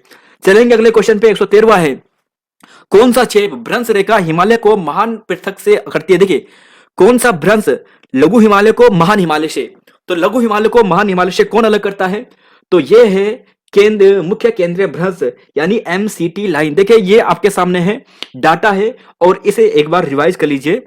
इसे आपके सामने रखा है। देखिए दोस्तों पढ़ लीजिएगा, यहां से आपके सारे डाउट क्लियर हो जाएंगे। शिवालिक और मैदानी के बीच में है एचएफ, लघु हिमालय और शिवालिक के बीच में है एमबीटी या फिर एमबीएफ कहें, महान और लघु के बीच में है एमसीटी जिसे मैन सेंट्रल थ्रस्ट कहते हैं, और ट्रांस हिमालय और महान हिमालय के बीच में जो है वो आईटीएसजेड है। इस फिगर को ध्यान रखिएगा, सारे फैक्ट क्लियर। चलेंगे 114 से लेकर 118। उत्तराखंड निम्न जनपदों में किसकी साक्षरता 2011 के अनुसार आरोही क्रम में व्यवस्थित कीजिए। तो जनसंख्या से दोस्तों उत्तराखंड का एक प्रश्न बनना ही बनना है। तो राइट आंसर 114 का। तो क्वेश्चन नंबर 114 है, साक्षरता के दर पर लगाना है और आरोही क्रम यानी बढ़ता हुआ क्रम लगाना है। तो सबसे कम साक्षरता है हरिद्वार की, फिर उत्तरकाशी, फिर टिहरी, फिर बागेश्वर, ये इसका क्रम है। चलेंगे 115 पे और पूछा है कौन सा सुमेलित नहीं है। दूधातोली गढ़वाल में है, भागीरथी टिहरी में है, खतलिंग टिहरी गढ़वाल में है, और रूपकुंड की बात करें तो बागेश्वर में है। तो गलत हो गया है ऑप्शन डी, रूपकुंड है चमोली में, बागेश्वर में नहीं है। क्वेश्चन नंबर 116, सर्वोच्च शिखर कौन सा है ये आपको देखना है। उत्तराखंड का सर्वोच्च शिखर कौन सा है? नंदा घुंटी, पंचाचूली, नंदाकोट, हरदेवल। राइट आंसर 116 का। तो राइट आंसर है दोस्तों यहां पर ऑप्शन डी, हरदेवल। देखिए हरदेवल की हम जब बात करते हैं ना, तो हरदेवल की हाइट कितनी है? ये है 71-51 मीटर। 71-51 मीटर है हरदेवल की, जो पिथौरागढ़ में है। नंदाकोट की बात करते हैं 6861 इसकी हाइट है, 6861 मीटर। और पंचाचूली की बात करें दोस्तों तो कई बार आ चुका है, 6904 मीटर। और यहीं पर बात करें नंदा घुंटी की, तो नंदा घुंटी की बात करें तो 6309 मीटर है। तो एक बार याद कर लीजिए मेरे साथ, हरदेवल है 71-51, नंदा कोट है 6861, नंदा कोट 6861, पंचाचुली 6904 और 6309 की बात करें तो ये है नंदा घुंगटी की। सारे पर्वत ये पिथौरागढ़ के हैं। नंदा घुंगटी चमोली और पिथौरागढ़ दोनों क्षेत्र में आता है। 117 की बात करते हैं। 2011 की जनगणना के अनुसार अनुसूचित जनजाति का उच्चतम प्रतिशत दर्ज किया गया है, तो ये है उधम सिंह नगर में। उत्तराखंड में राज्यसभा के कितने सदस्य चुने जाते हैं, तो ये चुने जाते हैं ऑप्शन सी, ऑप्शन डी 3 चुने जाते हैं, और लोकसभा से 5 है। ये सभी पिथौरागढ़ के पर्वत हैं, इन्हें आप देख लीजिएगा, यहां से आपके सारे फैक्ट क्लियर हो जाएंगे। हमने दोस्तों पर्वतों वाली जो सीरीज है वहां पर आपको डिस्कस करवाया है। इसके अलावा यहां पर बात करें तो हमने आपको जो हमारी परीक्षा वाली सीरीज है वहां पर भी आपको 7 चैप्टर या 8 चैप्टर डिस्कस करवाए हैं। चलेंगे अगले क्वेश्चन पे। 119 से 120 और 121 और 22। उत्तराखंड विधानसभा में राज्यपाल के द्वारा मनोनीत सदस्य, तो दोस्तों एक है एंग्लो इंडियन के द्वारा चुना जाता है। क्वेश्चन नंबर 120, कौन सा सुमेलित नहीं है? हरिदत्त भट्ट शैलेश लेखक हैं, कालू मेहरा स्वतंत्रता सेनानी है, एकता बिष्ट क्रिकेटर है, के वालिया की बात करते हैं तो पर्वतारोही है। तो सी गलत है, पर्वतारोही नहीं दोस्तों, ये एक भू वैज्ञानिक है। चलेंगे 121वां, पंचायती राज महिलाओं के लिए आरक्षित स्थानों कितना है पंचायती राज में? तो देखिए दोस्तों, मार्च 2008 की बात करते हैं। मार्च 2008 से पहले 33% हुआ करता था, लेकिन मार्च 2008 से 50% कर दिया गया है। तो पंचायती राज एक जो खंडूड़ी के काल में आया था, खंडूड़ी जी के, और कुड़ी नरसियों से संबंधित है धनभूति अमोघभूति। चलेंगे अगले क्वेश्चन पे। 123 से लेकर 127 तक। उत्तराखंड में अशोक का शिलालेख कहां पर स्थित है? देखिए दोस्तों, शिलालेख, अशोक का शिलालेख कालसी में स्थित है, कालकूट इसका नाम था। ऑप्शन सी यहां पे सही है। क्वेश्चन नंबर 124 से सुमेलित नहीं आपको देखना है। CBRI रुड़की में है, फूलों की घाटी चमोली में है, उच्च न्यायालय नैनीताल में है, भैरव घाटी पिथौरागढ़ में है। यही गलत है, क्योंकि दोस्तों ये आपको कहां पे मिलेगा? ये आपको मिलेगा पौड़ी गढ़वाल में, सॉरी उत्तरकाशी में, भैरव घाटी। चलेंगे 125वां क्वेश्चन है कि सुमेलित युग्म का चयन करना है, तो कौन सा सुमेलित युग्म है? तो सुमेलित युग्म की बात करें दोस्तों तो आपको मिलेगा ऑप्शन नंबर डी। देखिए, तालेश्वर ताम्रपत्र की बात करते हैं तो ये काफी इंपॉर्टेंट है। पर्वताकार यानी जो यहाँ पर ब्रह्मपुर राज्य है इसका जिक्र यहाँ पर होता है। पौरव वर्मन वंश का जिक्र यहाँ पे होता है। 8 ग्राम की बात करें दोस्तों तो ये है रानी कर्णावती का ताम्रपत्र है, और देखिए ये पावर वंश से संबंधित हो गया है।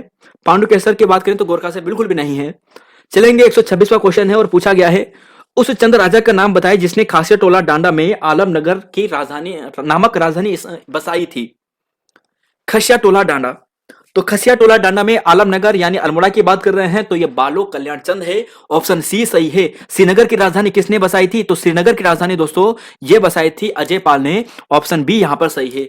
चलेंगे 128 से लेकर 132 तक। उस नदी का नाम बताइए जिसने अपनी सीमा बनाने के लिए गढ़वाल कुमाऊं के युद्ध करते थे। जो गढ़वाल कुमाऊं के जो यहाँ पे राजा थे वो युद्ध करते थे, किस नदी के बीच में था, कौन सी नदी के किनारे? तो बात करें तो यहां पर आंसर आएगा क्वेश्चन नंबर 128 का ऑप्शन सी, पश्चिमी रामगंगा दोस्तों सही है। चलेंगे 129वां क्वेश्चन है कि उत्तराखंड से संबंधित नहीं है, तो उत्तराखंड से संबंधित कौन सी नहीं है? किरात, खस, जाड़ या संथाल? तो संथाल नहीं है। कोल उत्तराखंड की सबसे प्राचीनतम जनजाति है, फिर किरात आती है, फिर खस आते हैं, और जाड़ की बात करते हैं तो ये भोटिया की एक जनजाति है और ये उत्तरकाशी में निवास करती है। उत्तराखंड क्रांति दल 1970 बताइए, 1970, जी हाँ 1979 में इसकी गठन करती है देवी दत्त पंत जी के द्वारा। चलेंगे 131वां, कौन सा स्थान उत्तराखंड में स्थित नहीं है? तो कौन सा स्थान उत्तराखंड में स्थित नहीं है ये बताना है। तो देखिए, मतिपुर, मंडावर, खाला मंडल, हरिपुर, लाखा मंडल, जौनसार, कौन सा नहीं है? तो देखिए दोस्तों, राइट आंसर है ऑप्शन ए, मतिपुर मंडावर नहीं है, बाकी ये सभी है। चलेंगे 132वां क्वेश्चन है, भारतीय संविधान में निम्नलिखित अनुच्छेदों में कौन सा संसद राज्य विधान पालिकाओं को विधायक शक्ति का नियंत्रण करती है? तो यहां पर राइट आंसर आपको मिलेगा ऑप्शन नंबर यहां पर बी है, अनुच्छेद 245। चलेंगे अगले क्वेश्चन है, अनुच्छेद 111 के अंतर्गत पुनर्विचार हेतु वापस करते समय किस निषेधाधिकार का प्रयोग राष्ट्रपति करता है ये देखना है। तो देखिए 111 के अनुसार राष्ट्रपति क्या करता है, किसी विधेयक को वापस कर देता है ना। तो ये कौन सा विशेष अधिकार होता है? तो ये होता है ऑप्शन सी, निलंबित निषेधाधिकार होता है, निलंबित निषेधाधिकार। चलेंगे अगले क्वेश्चन पे। कौन सा कथन सही नहीं है? भारत का राष्ट्रपति राज्यसभा को विघटित कर सकता है। धन विधेयक केवल लोकसभा में प्रस्तुत किया जा सकता है। मंत्रिपरिषद लोकसभा के प्रति सामूहिक उत्तरदायी होता है और राज्यपाल को राष्ट्रपति हटा सकता है। कौन सा यहां पर सही होने वाला है? कौन सा अधिकार निम्नलिखित तो कौन सा सही नहीं है? तो देखिए दोस्तों, राइट आंसर आपको मिलेगा ऑप्शन ए। देखिए, भारत का राष्ट्रपति राज्यसभा को विघटित कर सकता है? नहीं, राज्यसभा विघटित नहीं होती है। धन विधेयक केवल लोकसभा में प्रस्तुत किया जाता है। मंत्रिपरिषद सामूहिक रूप से लोकसभा के प्रति उत्तरदायी होते हैं। व्यक्तिगत रूप से ये राष्ट्रपति के प्रति उत्तरदायी होती है। बाकी दोस्तों, राज्यपाल को राष्ट्रपति हटा सकता है, यानी राष्ट्रपति राज्यपाल को हटा सकता है। 135 का आंसर आपने देख लिया है। कौन सा संसद के दोनों सदनों में भाग ले सकता है? महान्यायवादी। जी हां, भारत के जो महान्यायवादी हैं ये भाग ले सकते हैं। और ध्यान रखिएगा दोस्तों, अनुच्छेद 76 में आपको मिलेगा, बहुत इंपॉर्टेंट ये है। चलेंगे अगले क्वेश्चन पे। यहां पर देखिए, अगला क्वेश्चन है यहां पर कि लोकसभा के अध्यक्ष निम्नलिखित से कौन सा एक कार्य है? लोकसभा के अध्यक्ष का निम्नलिखित में से कौन सा एक कार्य है? लोकसभा का विघटन करना, लोकसभा का सत्रावसान करना, लोकसभा का स्थगन करना। कौन सा यहां पर सही आने वाला है? बताएगा इसका आंसर। क्वेश्चन नंबर यहां पर राइट आंसर क्या होने वाला है? तो सोचिए दोस्तों, आई थिंक आप सभी जाएंगे ऑप्शन नंबर डी पे, जो गलत होगा, क्योंकि सही आंसर आपको मिलेगा लोकसभा का स्थगन करना। ध्यान रखिएगा दोस्तों, लोकसभा का स्थगन करने का अधिकार क्या है? लोकसभा के पास है। लोकसभा का विघटन करना, लोकसभा का, देखिए, लोकसभा का सत्रावसान राष्ट्रपति करता है। कौन करता है? राष्ट्रपति करता है, मंत्रिपरिषद की सलाह पर। लोकसभा का विघटन मंत्रिपरिषद की सलाह पर होता है, राष्ट्रपति के द्वारा। लोकसभा का स्थगन करने का जो अधिकार होता है वो किसके पास होता है दोस्तों? ये होता है लोकसभा अध्यक्ष के पास। चलेंगे अगले क्वेश्चन पे। धन विधेयक पर कोई विधेयक धन विधेयक है नहीं है, इसका अधिकार लोकसभा अध्यक्ष के पास। क्वेश्चन नंबर 137, अनुच्छेद 249 किसके अधिकारों से संबंधित है? तो अनुच्छेद 249 है राज्यसभा के अधिकारों से संबंधित। 138 है, देश में न्यायिक समीक्षा प्रणाली कहां से ली गई है? तो न्यायिक समीक्षा की बात करते हैं। देखिए, न्यायिक पुनरावलोकन दोस्तों आपने पढ़ा होगा, जो अनुच्छेद 13 में है, और हमने वो कहां से लिया है? अमेरिका से लिया है। तो भारत और संयुक्त राज्य अमेरिका से यहां से सही होगा। चलेंगे 139 से लेकर 143। 139 से कौन सा एक सरकार का अंग नहीं है? सरकार का अंग कौन सा नहीं है? व्यवस्थापिका, कार्यपालिका, न्यायपालिका, निर्वाचन आयोग। तो जी हां, ऑप्शन डी यहां पे सही होगा, निर्वाचन आयोग यहां पर सही है, यानी ये नहीं है। 140 से संवैधानिक संशोधन ने नगरीय स्थानीय निकायों को संवैधानिक दर्जा दिया जाता है। तो क्वेश्चन नंबर यहां पर राइट आंसर आपको मिलेगा 140 का। तो देखिए दोस्तों, राइट आंसर है ऑप्शन नंबर सी, 74वां संविधान संशोधन। देखिए, 73वां है पंचायती राज से, 74वां है नगर पंचायती से। तो क्वेश्चन नंबर सी यहां पे सही होगा, ऑप्शन नंबर सी यहां पे सही होगा। 141, भारतीय संविधान निम्नलिखित में से किस न्यायालय में तदर्थ न्यायाधीशों की नियुक्ति का प्रदान करता है? तदर्थ न्यायाधीश। तो तदर्थ न्यायाधीश क्वेश्चन नंबर यहां पर है 141। राइट आंसर है दोस्तों, ऑप्शन यहां पर मिलेगा, ऑप्शन ए, सर्वोच्च न्यायालय में तदर्थ न्यायाधीशों की नियुक्ति का संबंधित है सर्वोच्च न्यायालय में। लोक लेखा समिति, देखिए, लोक लेखा समिति की बात करते हैं, 22 सदस्य होते हैं, 15+7 सदस्य होते हैं। लोकसभा प्लस राज्यसभा। और बात करें कि अध्यक्ष का नामांकित कौन करता है, तो देखिए कि कौन करता है? लोकसभा अध्यक्ष करता है। चलेंगे 143 पे। कौन सा विषय संघ सूची में सम्मिलित नहीं है? संघ सूची में सम्मिलित विषय कौन सा नहीं है? तो देखिए दोस्तों, इसका आंसर आपको मिलेगा ऑप्शन डी, कानून एवं व्यवस्था।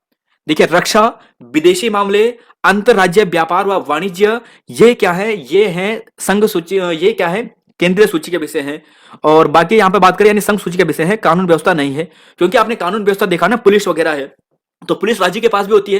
तो 44वां है कि राष्ट्रपति राज्यसभा में आंग्ल समुदायों को कितने सदस्यों को मनोनीत करता है? तो देखिए दोस्तों, मनोनीत की बात करें तो यहां पर कोई नहीं होगा, क्योंकि राज्यसभा के दिया है, यहां पर नहीं होगा। और अब तो यहां पर जो आंग्ल समुदाय है, ये जो नियुक्ति है मनोनीत करने वाली, ये हट चुकी है। 145 से भारत की संसद के संयुक्त अधिवेशन की अध्यक्षता कौन करता है? तो संयुक्त अधिवेशन कब आता है? अनुच्छेद 108 के तहत, यानी इमरजेंसी की बात करते हैं। और बात करें तो लोकसभा के अध्यक्ष जो होते हैं वो अध्यक्षता करते हैं। 146 से राष्ट्रपति उपराष्ट्रपति की अनुपस्थिति में भारत के राष्ट्रपति का दायित्व कौन संभालता है? तो यह संभालता है ऑप्शन डी, भारत के सर्वोच्च न्यायालय के मुख्य न्यायाधीश, जब राष्ट्रपति और उपराष्ट्रपति दोनों अनुपस्थित हो तब सर्वोच्च न्यायालय का जो मुख्य न्यायाधीश है ये संभालते हैं। चलेंगे 147 से लेकर 150 तक लोकसभा की मीटिंग चलाए रखने के लिए। देखिए गणपूर्ति पूछा है, गणपूर्ति कितना आवश्यक है, तो गणपूर्ति की बात करें तो 1/10 भाग होता है, यानी लोकसभा के कुल सदस्यों का 1/10 यहां पे सही होगा। गणपूर्ति 1/10 होता है।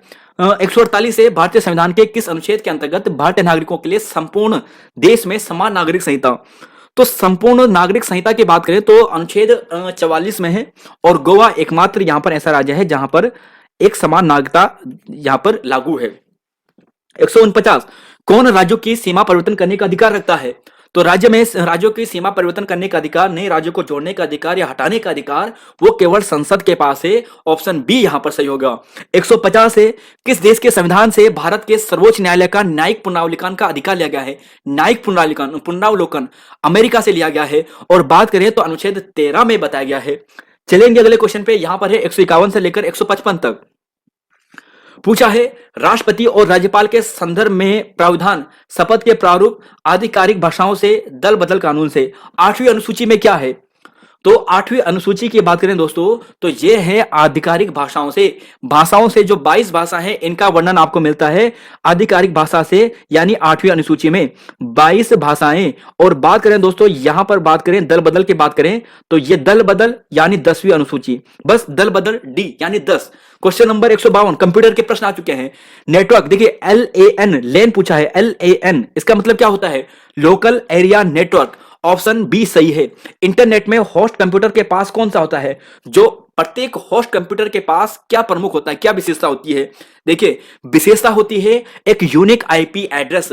एक यूनिक आईपी एड्रेस, हर एक कंप्यूटर का, हर एक होस्ट का बात करते हैं तो एक अलग आईपी एड्रेस होता है। 54 का यानी 154 का है, कौन एक एप्लीकेशन सॉफ्टवेयर पैकेज नहीं है, तो 154 का दोस्तों राइट आंसर है option number A, red hat lines application software package नहीं है, रेड हैट लाइनक्स। एडोब हो गया है, माइक्रोसॉफ्ट हो गया है, ओपन ऑफिस हो गया है, ये एप्लीकेशन सॉफ्टवेयर है। चलेंगे 155 पे, इंटरनेट प्रौद्योगिकी डीएनएस, देखिए डीएनएस की फुल फॉर्म पूछी गई है, डीएनएस का मतलब क्या होगा, तो देखिए दोस्तों ये इंपॉर्टेंट प्रश्न है, डीएनएस कई बार आ चुका है एग्जाम में। डीएनएस का मतलब होता है domain name system, option D यहां पे सही होगा। चलेंगे अगले क्वेश्चन पे 156 से लेकर 160 तक, किस अस्थायी भाग में टेक्स्ट व अन्य डाटा को भंडारित कर किसी अन्य स्थान पर चिपकाते हैं, तो इसका आंसर क्या होगा, किसी अस्थायी भाग में टेक्स्ट व अन्य डाटा को भंडारित कर सकते हैं, स्टोर कर सकते हैं, व अन्य स्थान पर चिपकाते हैं। तो राइट आंसर दोस्तों यहां पर आएगा सी, क्लिप बोर्ड यहां पे सही होगा। चलेंगे अगले क्वेश्चन पर, रैम का ऑपरेटिंग में लोड करना कहलाता है, रैम में ऑपरेटिंग सिस्टम को लोड करना कहलाता है, तो लोड करना जो कहलाता है उसे बूटिंग कहते हैं। क्या कहते हैं, बूटिंग कहते हैं। आपने देखा होगा कई बार आपके फोन से भी अगर आप ओपन करोगे तो वहां पर बूट का ऑप्शन आता है, तो बूटिंग होता है। ऑपरेटिंग सिस्टम लोड करना रैम का बूटिंग कहलाता है। 158, एक उच्च गति की स्मृति युक्ति सीपीयू में प्रक्रिया के दौरान अस्थायी भंडारण हेतु यानी टेम्पररी भंडारण हेतु कहलाती है। तो टेम्पररी की बात करें दोस्तों तो ये आएगा एक रजिस्टर का यूज किया जाता है। ठीक है, चलेंगे अगले क्वेश्चन पे, यूआरएल का फुल फॉर्म क्या है, यूआरएल का, तो यूआरएल का फुल फॉर्म क्या है, इसका फुल फॉर्म है uniform resource locator. Option C सही है, यूनिफॉर्म रिसोर्स लोकेटर। 160वां क्वेश्चन है, एमएस वर्ड डॉक्यूमेंट में अंतिम क्रिया को परिवर्तन करने के लिए, जो हमने अंतिम क्रिया की है उसे परिवर्तन करने के लिए यानी वापस आने के लिए तो अंडू का यूज करते हैं, यानी Ctrl+Z का हम यूज करते हैं। चलेंगे अगले क्वेश्चन पे 161 से लेकर 166 तक, ऑफिस 2007 में, देखिए ऑफिस 2007 में जो डॉक्यूमेंट्स फाइल है इसका फुल फॉर्म आपको बताना है, इसका फुल फॉर्म क्या होता है, तो बताएगा दोस्तों इसका फुल फॉर्म क्या होता है।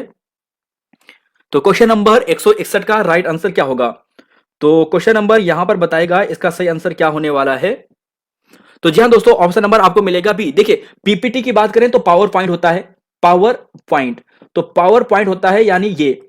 जहां पर बात करें एक्सेल का तो देखिए ये होता है, दिखा है XLX, तो एक्सेल का होता है दोस्तों, एक्सेल का होता है ये, एक्सेल का, तो एक्सेल का होता है यहां पर जो एक्सेल आप देख रहे होंगे। ठीक है, और अगर कहीं पर दोस्तों आपको ऐसा दिखा जाए ना, जैसे अगर आपको ऐसा लिख लिया, डॉट लिख लिया है, एक्स लिख लिया है, इसके अलावा अगर बात करें यहां पर LT फिर यहां पर X, तो देखिए दोस्तों यहां पर एक बार दोबारा लिख लेता हूं, XLTX। अगर ऐसा कहीं पर आपको लिखा जाए इस कोड को, इसका मतलब दोस्तों ध्यान रखना ये होता है टेम्पलेट। क्या होता है, टेम्पलेट। लेट, ये इसका कोड है। तो ऐसे ध्यान रखिएगा, काफी बार आ सकता है शायद एग्जाम में। चलेंगे अगले क्वेश्चन पे, यहां पर है 162 का और पूछा गया है कौन सा प्रोटोकॉल विभिन्न होस्ट को ईमेल की सुविधा प्रदान करता है। तो देखिए दोस्तों, ये प्रश्न इसी से रिलेटेड यूकेएसएससी ने भी पूछा था, और SMT simple mail transfer protocol ये इसका सही होगा। सॉफ्टवेयर जो आपके वेब पेज को आज्ञा देता है, कल के परसों की क्लास में आपको ये करवाया था पुराने पेपर में, तो वेब ब्राउजर इसका सही आंसर है। एसक्यूएल, एसक्यूएल, एसक्यूएल इसका मतलब क्या होता है? देखिए दोस्तों, 4-5 यहां पे फुल फॉर्म आपको पूछी है, तो इंपोर्टेंट फुल फॉर्म कंप्यूटर से ज्यादातर पूछी जाती है, क्योंकि पूछने लायक यही होता है यहां पर। तो एसक्यूएल की बात करते हैं, तो यह है दोस्तों, ध्यान रखिएगा, स्ट्रक्चर्ड क्वेरी लैंग्वेज। इंपोर्टेंट प्रश्न है, इंपोर्टेंट प्रश्न है ये। चलेंगे अगले क्वेश्चन पे, 165 है, कौन सा कंप्यूटर का मस्तिष्क कहलाता है? तो बहुत सरल है, सीपीयू को कहते हैं। मेगाबाइट का मतलब कितना होता है? 1024 किलोबाइट यहां पर होता है। चलेंगे अगले क्वेश्चन पे, देखिए 167 से लेकर 171 तक कौन सा नाभिकीय विखंडन के लिए उत्तरदायी होता है? नाभिकीय विखंडन के लिए उत्तरदायी होता है, तो यह होता है न्यूट्रॉन। क्या होता है? न्यूट्रॉन। ऑप्शन ए सही होगा। एक प्रकाश वर्ष किसके बराबर होता है? एक प्रकाश वर्ष, तो देखिए एक प्रकाश वर्ष होता है 9.461 इंटू 10 की पावर 15 मीटर। चलेंगे अगले क्वेश्चन पे, तरंग दैर्ध्य का सही कर्म आपको लगाना है, बताएगा तरंग दैर्ध्य का सही कर्म आपको लगाना है। तो सही कर्म आपको लगाना है, क्या होगा? हरा, नीला, पीला। तो देखिए सामान्य प्रकाश की तरंग दैर्ध्य का जो सही कर्म है दोस्तों यह है, देखिए पीला, हरा, नीला। ऑप्शन सी यहां पे सही होगा। कवक मूल एक सहजीवी संबंध है, तो कवक की बात करें तो देखिए दोस्तों ये फफूंद और उच्च पौधों की जड़ों में है। मलेरिया का वाहक है, तो मलेरिया का वाहक है एनाफिलीज मच्छर है, और एनाफिलीज मादा मच्छर है, तो ऑप्शन सी यहां पर सही होगा। चलेंगे 172 से लेकर 176 तक, सिनेमोन वृक्ष का भाग से मसाले और औषधि के रूप में प्रयुक्त होती है। देखिए सिनेमोन, तो राइट आंसर है दोस्तों ऑप्शन यहां पर डी, छाल यहां पे सही होगा। थायमिन की कमी से रोग होता है, थायमिन की कमी से कौन सा रोग? तो जी हाँ, ऑप्शन ए बेरी बेरी रोग यहां पे हो सकता है, विटामिन बी। चलेंगे अगले क्वेश्चन पे, यहां पर पूछा है 174, मानव शरीर में पाए जाने वाली सबसे बड़ी ग्रंथि का नाम बताइए। तो सबसे बड़ी ग्रंथि का नाम है दोस्तों ऑप्शन नंबर सी, यकृत, यकृत। चलेंगे अगले क्वेश्चन, 175 है, केंद्रीय आलू संधान अनुसंधान संस्थान कहां पर है? तो केंद्रीय आलू अनुसंधान संस्थान, तो ये आपको मिलेगा शिमला में। और कंडारा व स्नायु की बात करें तो ये संयोजक उत्तक है, पूछा जा चुका है कई एग्जाम में। चलेंगे 177 से लेकर 179 में, किसी रक्त समूह में प्रतिरक्षी नहीं होते हैं, किस रक्त समूह में प्रतिरक्षी नहीं होते हैं? तो ए बी यहां पर सही है। चलेंगे 178 में, उत्साह के क्षणों में कौन सा हार्मोन अधिक मात्रा में स्रावित होता है? जब उत्साह होता है तो जो अधिक यहां पर हार्मोन रिलीज होता है वो एड्रेलिन है। क्या है? एड्रेलिन है। चलेंगे 179, परिशोधित स्पिरिट से परिशुद्ध एल्कोहल किस विधि द्वारा प्राप्त किया जाता है? तो इंग्लिश दोस्तों ट्रांसलेशन भी दिखा है, यहाँ पर कुछ शब्द यहाँ पे टफ लग रहे थे इसलिए रख लिया है इंग्लिश में। तो इसका आंसर आपको मिलेगा ऑप्शन सी है, स्थिर क्वाथी आश्वान। ठीक है, चलेंगे अगले क्वेश्चन पे। देखो गैमेक्सोन नामक कीटनाशक का रासायनिक नाम क्या है? गैमेस्कोन नामक कीटनाशक का रासायनिक नाम क्या है? तो इसका नाम है बेंजीन हेक्साक्लोराइड, बेंजीन हेक्साक्लोराइड। साधारण सरका का प्राकृतिक विकल्प कौन सा हो सकता है? देखिए कुछ प्रश्न बहुत इंपॉर्टेंट है यहाँ पर, ये नॉर्मल जो साइंस वाले क्वेश्चन है यहां से पूछे जा सकते हैं, जैसे यूरिया वाला ये नॉर्मल वाला क्वेश्चन है ना। तो यहां पर इसका आंसर है दोस्तों ऑप्शन नंबर यहां पर डी है, स्टीवा पत्र यहां पे सही है। और यूरिया नाइट्रोजन का प्रतिशतता होती है 46, कितनी होती है? 46। क्वेश्चन नंबर 183, 0 डिग्री से 100 ग्राम बर्फ को 80 डिग्री से 100 ग्राम जल के साथ मिलाया गया है, तो मिश्रण का अंतिम ताप कितना होगा? तो देखिए दोस्तों ये थोड़ा टफ वाला है, तो 0 डिग्री यहां पर है इसका आंसर। 184 है, ये अच्छा प्रश्न है, उत्तराखंड में निचली पहाड़ियों से ऊपर की ओर पर्वतारोहण में संभवतः निम्न वृक्ष कर्म दिखाई देगा। तो 184 का सही आंसर, तो देखिए दोस्तों सबसे नीचे तो आपको साल आएगा, यानी ऑप्शन सी और डी में से हो सकता है, फिर चीड़, फिर देवदार, भोजपत्र, भोजपत्र सबसे ऊपर, तो ऑप्शन डी यहां पर सही आएगा। क्वेश्चन नंबर 185 से 189 देखिए 189 तक, पौधों व जंतुओं का द्विनाम पद्धति। देखिए द्विनाम पद्धति ये बार बार एग्जाम में आता है, बहुत देखिए बेसिक प्रश्न है। द्विनाम पद्धति किसने दिया था? द्विनाम पद्धति तो ये दिया था कार्ल लिनियस ने, ऑप्शन बी यहां पर सही है। अगला क्वेश्चन है 186 और पूछा गया है कि पौधों की लंबाई वृद्धि के लिए जो उत्तरदायी हार्मोन है वो कौन सा है? तो राइट आंसर की बात करें तो यहां पर दोस्तों ऑप्शन ए भी होगा और डी भी होगा, इसलिए आयोग ने इस प्रश्न को डिलीट किया था। ध्यान रखिएगा, ए एंड डी बोथ इसका राइट आंसर है। चलेंगे 187 पे कि कौन दो ताप मापांक समान होते हैं। तो देखिए दोस्तों, इनमें से कोई भी नहीं होगा, यानी कोई भी समान नहीं होते हैं, ऑप्शन डी सही होगा। 88 देखिए, मनुष्य के किस गुणसूत्र की अधिकता के कारण डाउन सिंड्रोम यानी मंगोलियाड इडियट ये पाया जाता है। तो किस गुणसूत्र की कमी से? तो देखिए इसका राइट आंसर दोस्तों ए है, गुणसूत्र नंबर 21 वाला। चलेंगे 189 है, आकाश नीला दिखाई देता है क्योंकि। तो आकाश नीला क्यों दिखाई देता है? तो देखिए दोस्तों, आकाश नीला इसलिए दिखाई देता है कि वातावरण में वायु कणों द्वारा सूर्य प्रकाश का प्रकीर्णन के कारण। ऑप्शन बी यहां पर सही है। चलेंगे अगले क्वेश्चन पे, यहां पर है 190 से लेकर 194 तक। अच्छे प्रश्न है दोस्तों, यहां पर ये सामान्य विज्ञान के प्रश्न है, यही प्रश्न बार बार रिपीट होते हैं। क्वेश्चन नंबर है, इलेक्ट्रॉन खोज किसकी है? तो ईंट पर नाच, ईंट पर इलेक्ट्रॉन का थॉमसन, नाच न्यूटन का चैडविक, और नाच की बात करें ईंट पर प्रोटॉन का रदरफोर्ड। तो देखिए ऑप्शन यहां पर बी सही होगा, ऑप्शन बी सही होगा, जे जे थॉमसन। प्रोटॉन की खोज की थी रदरफोर्ड ने, प्रोटॉन। 191, असंवहनी जो पौधे में निम्न में से क्या पाया जाता है? जो असंवहनी पौधे होते हैं इनमें निम्न में से नहीं पाया जाता है, सॉरी। तो देखिए दोस्तों, ऑप्शन यहां पर बी है, जाइलम वहनिया इनमें नहीं पाई जाती है। एलिसा टेस्ट किसके लिए किया जाता है? एलिसा टेस्ट, तो एलिसा टेस्ट करते हैं ऑप्शन ए, एड्स की पहचान के लिए। चलेंगे अगले क्वेश्चन पे, 193 है, अवायवीय श्वसन द्वारा ग्लूकोज के एक अणु एटीपी में कितने अणु बनते हैं? तो 193 का राइट आंसर है ऑप्शन नंबर बी यानी 2। तो ऑप्शन डी यानी 2 सही है। क्वेश्चन नंबर 194, विटामिन बी 12 का वैज्ञानिक नाम क्या है? तो बी 12 का जो वैज्ञानिक नाम है दोस्तों वह है साइक्लोकोबाल्टिन। तो कोबाल्ट की इसमें प्रयोगता होती है, ऑप्शन सी यहां पे सही है। चलेंगे 195 से लेकर 197 तक। किसका प्रयोग बैटरी लेड एसिड जंग रोधक प्राइमर पेंट निर्माण में लाल वर्णक के रूप में प्रयोग किया जाता है? तो क्वेश्चन नंबर 195 है। तो देखिए दोस्तों, यहां पर बैटरी में प्रयोग होता है PB3O4, ऑप्शन ए सही है, PB3O4। चलेंगे 196, जल शोधन में किसका प्रयोग होता है? तो जल शोधन में जो प्रयोग होता है वो किया जाता है ऑप्शन बी, परावैंगनी किरणों का। और 197 है कि 2019 में प्रिंट मीडिया खोज पत्रकारिता के लिए Ramnath Goenka excellence in journalism जो अवार्ड है ये किसे दिया गया था?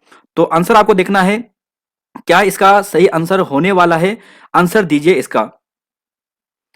तो देखिए दोस्तों, अगर 197 के राइट आंसर की बात करें तो ये आपको मिलेगा ऑप्शन नंबर यहां पर मिलेगा सी, विजय कुमार, यहां पर इसका सही आंसर है। देखिए अगला क्वेश्चन है 198 से लेकर 200 तक है कि कौन सा देश पाबुक नामक तूफान से सबसे पहले प्रभावित हुआ था, बुरी तरीके से प्रभावित हुआ था?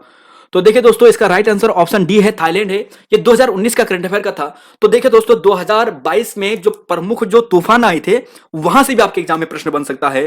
देखिए दोस्तों, शॉर्टकट से काम नहीं चलता है, मेहनत करनी पड़ती है, कठिन तब करना पड़ता है। राइट आंसर आपको देख लिया है कि थाईलैंड है, आपको और भी बताएंगे, अभी कुछ और इंपॉर्टेंट फैक्ट है, लेकिन तब तक इसका आंसर दीजिए। ये भी 199 भी उसी समय का करंट अफेयर था, ब्रेस्ट कैंसर इससे रिलेटेड था। और जनवरी 2019 में यहां पर जो गोल्डन ग्लोब अवार्ड दिया जाता था, देखिए जनवरी में दिए जाते हैं अवार्ड, तो उस समय जो मिला था ग्लेन क्लोज को मिला था। छोड़ो इस चीज को, ये 2019 का था, ये आपके उस समय का अब काम का नहीं है। आपके लिए जो काम का है वो 2022 का है, 2022 का है। इंपॉर्टेंट फैक्ट, बेस्ट डायरेक्टर कौन है? बेस्ट डायरेक्टर कौन है बताइएगा दोस्तों, कौन है बेस्ट डायरेक्टर? लिखते जाएगा। बेस्ट फिल्म कौन सी है? बेस्ट फिल्म, इस फिल्म को कई बार जिक्र कर चुका हूं, बेस्ट फिल्म कौन सी है? बेस्ट फिल्म ड्रामा, ड्रामा के लिए दिया जाता है एक्चुअली ये। बेस्ट फिल्म ड्रामा कौन सी है? इसके अलावा दोस्तों बात करें बेस्ट एक्टर यानी अभिनेता और अभिनेत्री की बात करते हैं, अभिनेता और अभिनेत्री। तो देखिए सबसे पहले नाम सुनिए, बेस्ट डायरेक्टर। देखिए दोस्तों, बेस्ट डायरेक्टर वही हैं जिन्होंने यह फिल्म बनाई है, the power of the dog, the power of the dog. और यह बहुत ही इंपॉर्टेंट पुस्तक है, the power of the dog. इस पुस्तक को जो ये जो फिल्म है, इस फिल्म का जो डायरेक्ट किया है ये जैन कैंपियन ने किया है, जैन कैंपियन ने। तो जैन कैंपियन ने दोस्तों इस फिल्म को डायरेक्ट किया है और बेस्ट फिल्म ड्रामा इसी फिल्म को मिला है। बेस्ट डायरेक्टर भी जैन कैंपियन को मिला है। बाफ्टा में भी दोस्तों इन्हें बेस्ट फिल्म डायरेक्टर का अवार्ड मिला था, बेस्ट फिल्म भी यही थी। और बेस्ट एक्टर की बात करते हैं तो बेस्ट एक्टर की बात करें दोस्तों तो ध्यान रखिएगा, यहां पर विल स्मिथ है। विल स्मिथ, बाफ्टा में भी सेम था, विल स्मिथ, विल स्मिथ। और बेस्ट अभिनेत्री की बात करें तो निकोल किडमैन है, निकोल किडमैन। तो देखिए दोस्तों 2022 के बाफ्टा को भी आप याद कीजिएगा, ऑस्कर भी याद करना है, बाफ्टा भी याद करना है, और इसके अलावा जो ग्लोब है, गोल्डन ग्लोब अवार्ड है, यह भी याद करना है। सभी फैक्ट याद करने हैं, कोई भी फैक्ट आपको छोड़ना नहीं है। और साथ में देखिए जो महत्वपूर्ण तूफान है, आपको 2019 का वहां पे पूछा था, आप 2022 के आसपास के जो महत्वपूर्ण तूफान है वो याद कीजिए। ये आपके सामने सभी हैं। देखिए कुछ तूफान है, देखिए जो मैगी तूफान आया था ये फिलीपींस में आया था, असनी तूफान अंडमान निकोबार में आया था, 2022 के आसपास की बात कर रहे हैं। यास, यास की बात करते हैं, पश्चिम बंगाल में आया था। फैनी दोस्तों यहां पर देखिए, फैनी बंगाल अरब सागर में नहीं आया था, फैनी की बात करें तो ये बंगाल की खाड़ी में आया था। निसर्ग अरब सागर में आया था, महाराष्ट्र गुजरात को इसने हिट किया था। साहिन की बात करें महाराष्ट्र गुजरात में आया था। ये अम्फान 2021 के आसपास का है, पश्चिम बंगाल व ओडिशा में आया था। तो ये दोस्तों हमने आपको ऑलरेडी करा रखे हैं, जो महत्वपूर्ण जो अवार्ड है, महत्वपूर्ण जो करंट अफेयर है, जो इंपॉर्टेंट है वो आपको ऑलरेडी करा रखे हैं। तो ये फैक्ट है दोस्तों आपके सामने, हमने ये पेपर भी कंप्लीट कर दिया है। BAFTA award, golden globe award, या फिर हम बात करें यहां पर ऑस्कर अवार्ड, इन सभी को आपको देख के चलना है और पढ़ के जाना है। तो देखिए दोस्तों फाइनली हमने यहां पर ये पेपर कंप्लीट कर दिया है। 20 पेपर हमारे कंप्लीट हो चुके हैं। और देखिए यहां पर जो 20 पेपर हो चुके हैं, कल या परसों दोस्तों आपको एक क्लास हम यहां पर इस कंबाइन के रूप में देंगे। क्लास पुरानी रहेगी, लेकिन जो स्टूडेंट रिवाइज के तौर पर इन्हें देखना चाहते हैं तो देख लीजिएगा। केवल यूकेपीएससी के जो 10 पेपर है इन्हें कंबाइंड रूप से दे देंगे। और देखिए मतलब बात करें तो लगभग 10-12 घंटे की क्लास हो जाएगी, क्योंकि रिकॉर्डेड क्लास है, पहले की क्लास होगी, तो 10-12 घंटे की क्लास हो जाएगी लगभग। और यूकेपीएससी के 10 पेपर आपको एक साथ मिल जाएंगे। फैक्ट की बात करें तो कम से कम आपको 5000 के आसपास मिलेंगे। तो बहुत इंपॉर्टेंट दोस्तों ये क्लास थी, हमने आपको ये 10 पेपर कंप्लीट करा दिए हैं। काफी समय लगा है, लेकिन कोशिश हमने ये की है कि जो भी डाटा आपको प्रोवाइड करवाएं, कुछ और फैक्ट भी आपको प्रोवाइड करवाएं, जिससे कि आपका सिलेक्शन हो जाए। अगर ईमानदारी से सिलेक्शन होगा, देखिए अगर आपकी मेहनत ईमानदारी में होगी, ईमानदारी से आप काम करोगे तो सिलेक्शन भी निश्चित होगा। जो शॉर्टकट अपनाते हैं उनकी बात और है, वो पकड़े भी जाते हैं, जेल के अंदर भी हैं, लेकिन हमें अपनी ईमानदारी से काम करना है और ईमानदारी से अपना सिलेक्शन लेना है। तो यहाँ पर दोस्तों इतना ही है, मिलेंगे आपको नई वीडियो में। धन्यवाद, जय हिंद, जय उत्तराखंड और जय देवभूमि।